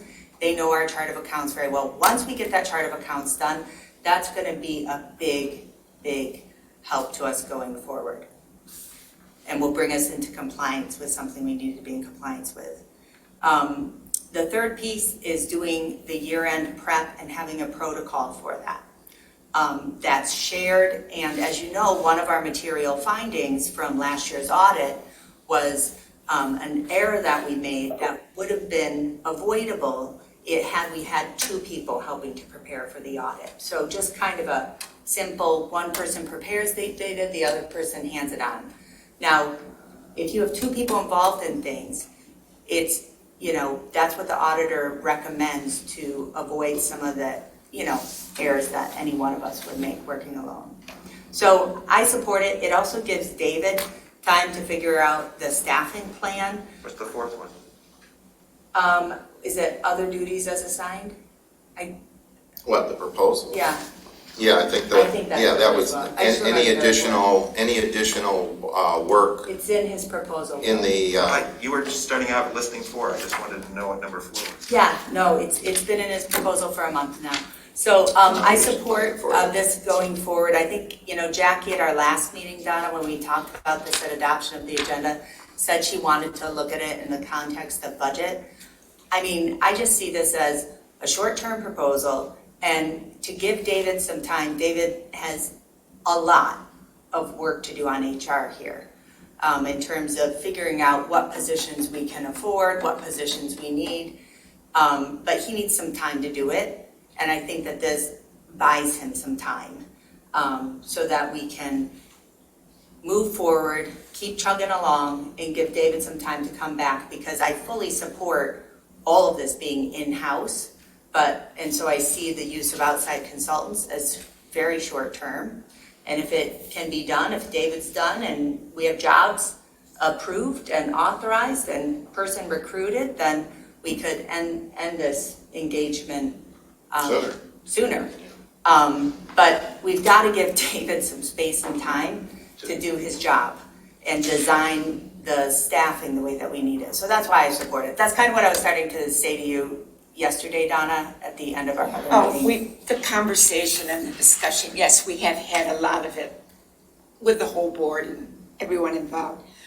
I just want, as you all heard this morning, any questions regarding budget, history, etc., there's your person. Yep. I want Sandy utilized and used. Mm-hmm. She not only has been involved in the growth of the township at every project we've done, mm-hmm. but the knowledge that she has is, you can't put it unmatched. Now, regarding the budget timeline, we've always tried that, in fact, I'd like to kick it up a month, now February and January. Yeah, that's what I was gonna say. But all right. you can set out the timeline, which we'd have to do, but we have to enforce it. Yes. And we never did. So we Yes. always end up the last few months crunching and Right. getting the numbers ready to approve before April 1st. So that's been the biggest problem. Our own self-discipline. Forcing the timeline. Well, one thing I can tell you is that is something I can guarantee you I will enforce. Okay. Because, And I'll be right behind you because it makes sense. Give well, people time. here's the deal. Is now you don't know the whole budget process I'm going to suggest, and That's the fine. board will get it, and you can vet it and debate it all you like. But the base concept is that you, the department head, the employee, whatever, that we're asking for that budget information, you are asked to provide certain things. You're asked to provide them in a certain manner, and you're asked to provide them in a certain time. If you choose to do that, you just abdicated your right. I will decide then all of your criteria. That's how it's done in other jurisdictions.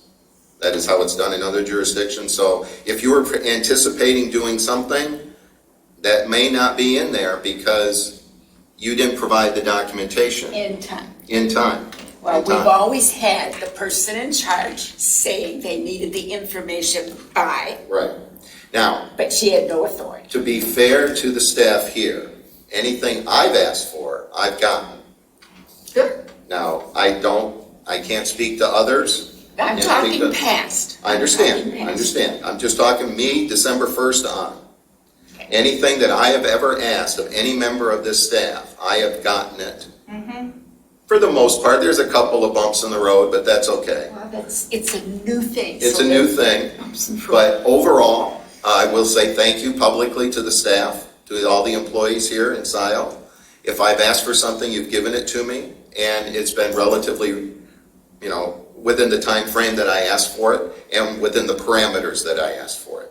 So I don't anticipate that being a problem, but if the deadline is June 1st and it's May 31st and I still don't have it, that person's gonna get a friendly reminder that it's due tomorrow.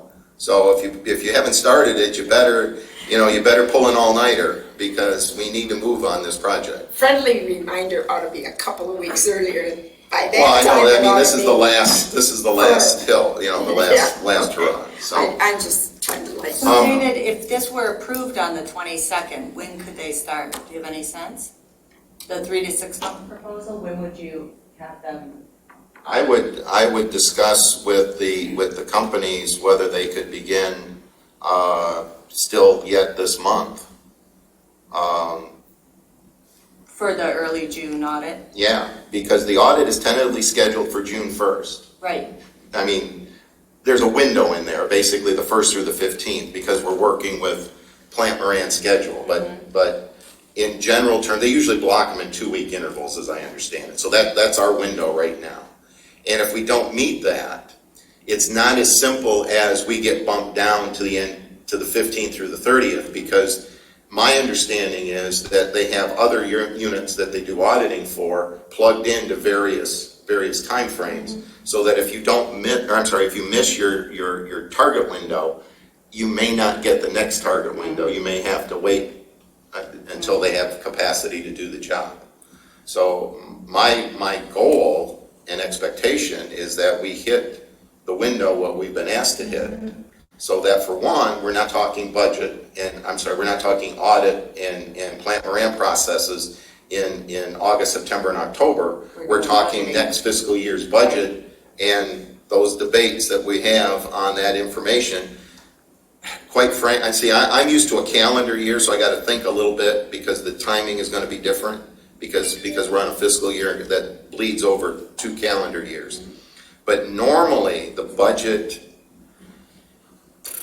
budgets were always adopted in December, and we started, the initial requests went out roughly the 1st of May.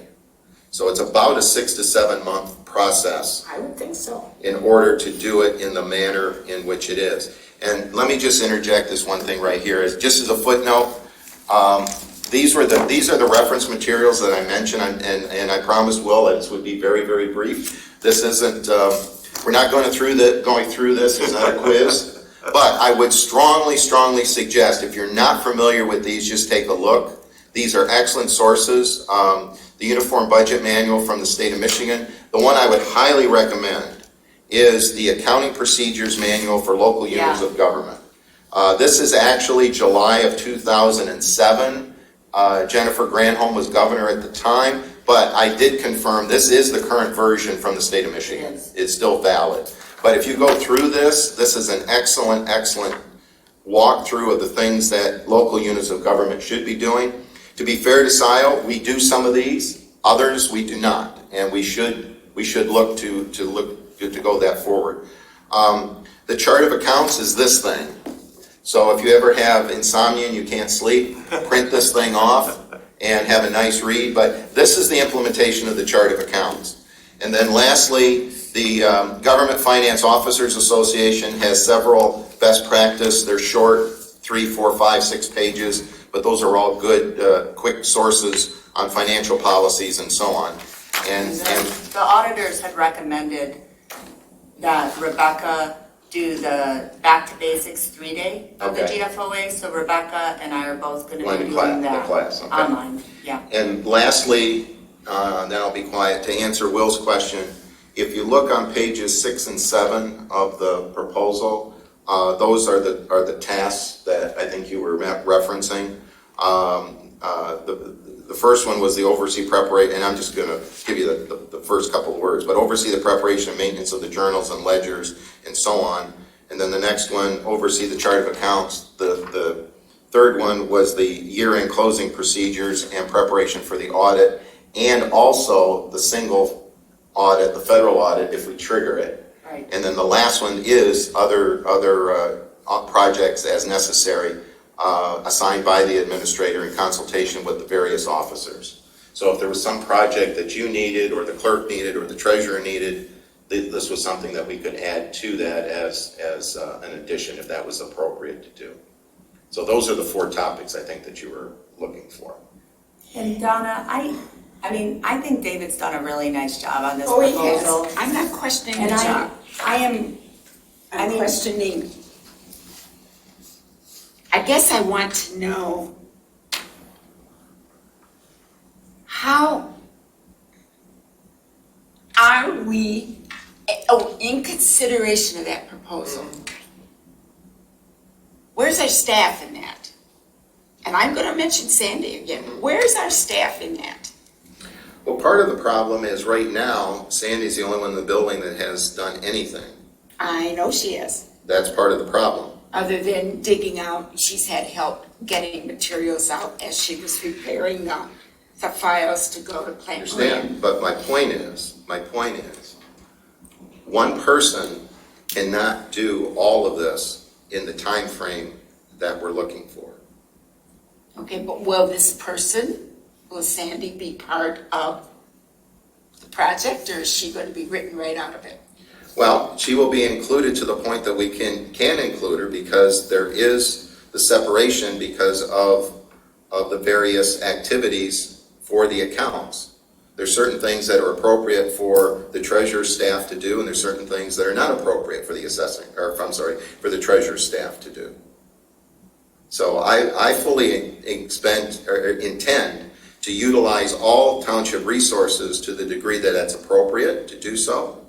And also it complies with statute, and it does not give in any way, shape, or form the appearance of impropriety. Now, I'm not saying that anything has been done wrong. No, I'm it's not always saying the that. perception. Correct. We cannot have the perception that something is being done incorrectly. Okay? And that's all I'm trying to get at, is there are set procedures. I mean, here they are. Okay? I know, trust me. They don't do anything in Lansing. I know, but they have the authority to tell us, and we're obligated. And we pay for it. And we do. I don't disagree with any of that. But we have Michigan statutes. We have Michigan Department of Treasury rules and guidelines. We have general accounting principles. We have Gadsby. We have all of those things that we have to comply with. And quite honestly, Sandy is a very capable person. I don't doubt that. I don't dispute that in any way, shape, or form. But it's not a one-person job. And quite honestly, if we said, Sandy, here, you take all of it, that does give the appearance of impropriety.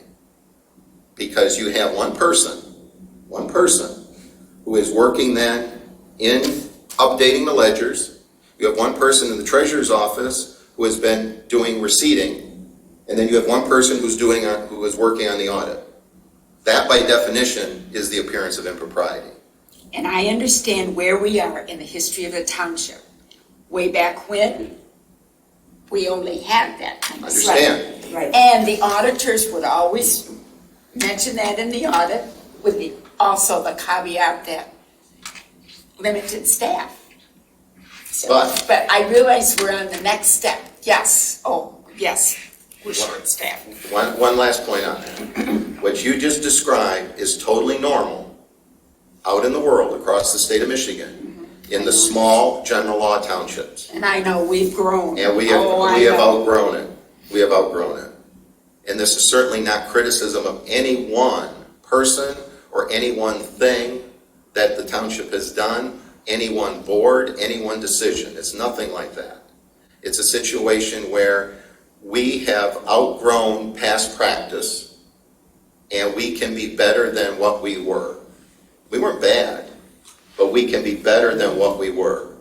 And I think we owe that duty to our citizens who pay the bills.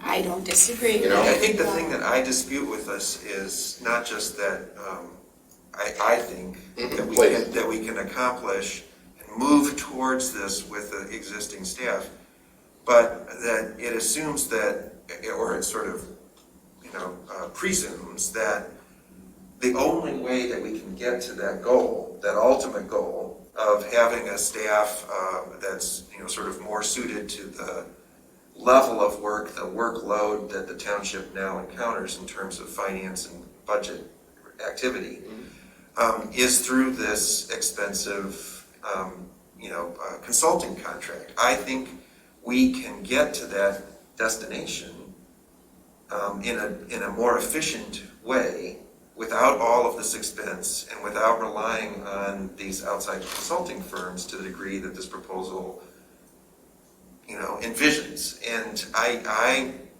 wish that we could have that conversation without this sort of this is the only way that it can happen, and if you're not getting on board with this, then you're just standing in the way.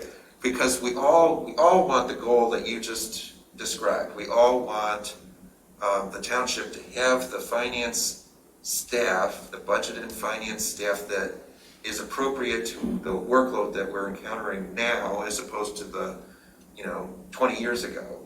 That's not in dispute. Okay. What I think the difference is how do we get there? That's the question. So Please. I think, again, as the person who has tried for the last 2 years, with trying to get the finance staff more directly involved with the board, getting Sandy and Rebecca in front of the board for the first, more regularly, having a budget and finance committee, trying to elevate these financial questions to the board so that they're thinking about some of these things. I think when Sandy and I first met, I don't know how many times Sandy said, I've been raising this issue or that issue, but nobody's doing anything about it. Really important kind of fundamental things. And we've brought in some capacity building, we've looked at different models, but I will say, Will, I really think we missed the boat on having enough time to develop job descriptions, hire in this market right now to fill the gap now. Doing a short-term 3 to 6 month contract buys David the time he needs to actually design those staff positions, do the recruitment we need, and make a workflow that, leverages everybody's talents in the best way possible. But we don't have that luxury. I mean, maybe a year ago, maybe 6 months ago, but not right now. The right now has been pushed off. David's been trying to get this on the agenda, I understand, since January, February. We've been having discussions since January. Discussions, Yes. Okay, and here we are. The end of our fiscal year is March 31st. I mean, I'm just saying, this is short-term, 3 to 6 months. I want to bring planning in-house. I bring engineering in-house. I'm all for. I don't. Okay, and that's fine, we can talk about it, but what I'm saying is, It's not on the agenda. It's not on the agenda, but my inclination is always to do things through, staff if we can, and not outside consultants. But we can't do this through staff, and we can't wait to bring on the staff to do this now. So I would say, I support this 3 to 6 month proposal to give David the time to build out the permanent staffing so that we're not in this situation again of needing to go outside to outside consultants. So, I mean, I'm prepared to support David's proposal on Tuesday so that we can, bridge this gap, give him the time we need so that he can do his work and move us forward, Donna, so that we aren't in any more pinches in the foreseeable, in the next few years. Let me just add one other thought, then we'll have any other comment. is that my ultimate goal in all of this is to put in a plan in place so that we as the township do not have to ask the state of Michigan for another extension for the third year in a row. And I think that if we end up in that boat for whatever reason, I think that puts the township in a very negative light in the Department of Treasury. And I don't know for a fact, but I am going to check to see whether or not that does trigger some type of review mechanism from Treasury. I don't know if it does. I don't recall that. I just want to make sure that we're not setting ourselves up. I understand, and you and I have talked about how we arrived, in my opinion, at requesting an extension. The only one I have personal experience with is the one that we requested last fall. But my understanding of those two extensions is they have very little to do with what this proposal is talking about. They're directly related. Well, I understand that's your assertion, and I think what we've got is sort of different stories about the past couple of years and what they represent. And so I think we're just going to keep going around and around in terms of having different you're going opinions. around and around. I am prepared. You're going around and around too. You're part of the circle of discussion. No, I am prepared to support David. Donna, are you prepared to support David on Tuesday? I'm not making any comment at this Okay. point. That's I have a fine. question. Please. Oh, no, it's not a question. Statement? It's a statement and a wish. Okay. With the consultant proposal, and it's so many months, Mhm.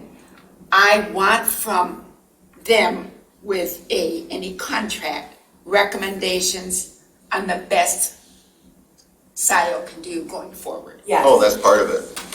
I guarantee it. That'd be part You of know, it.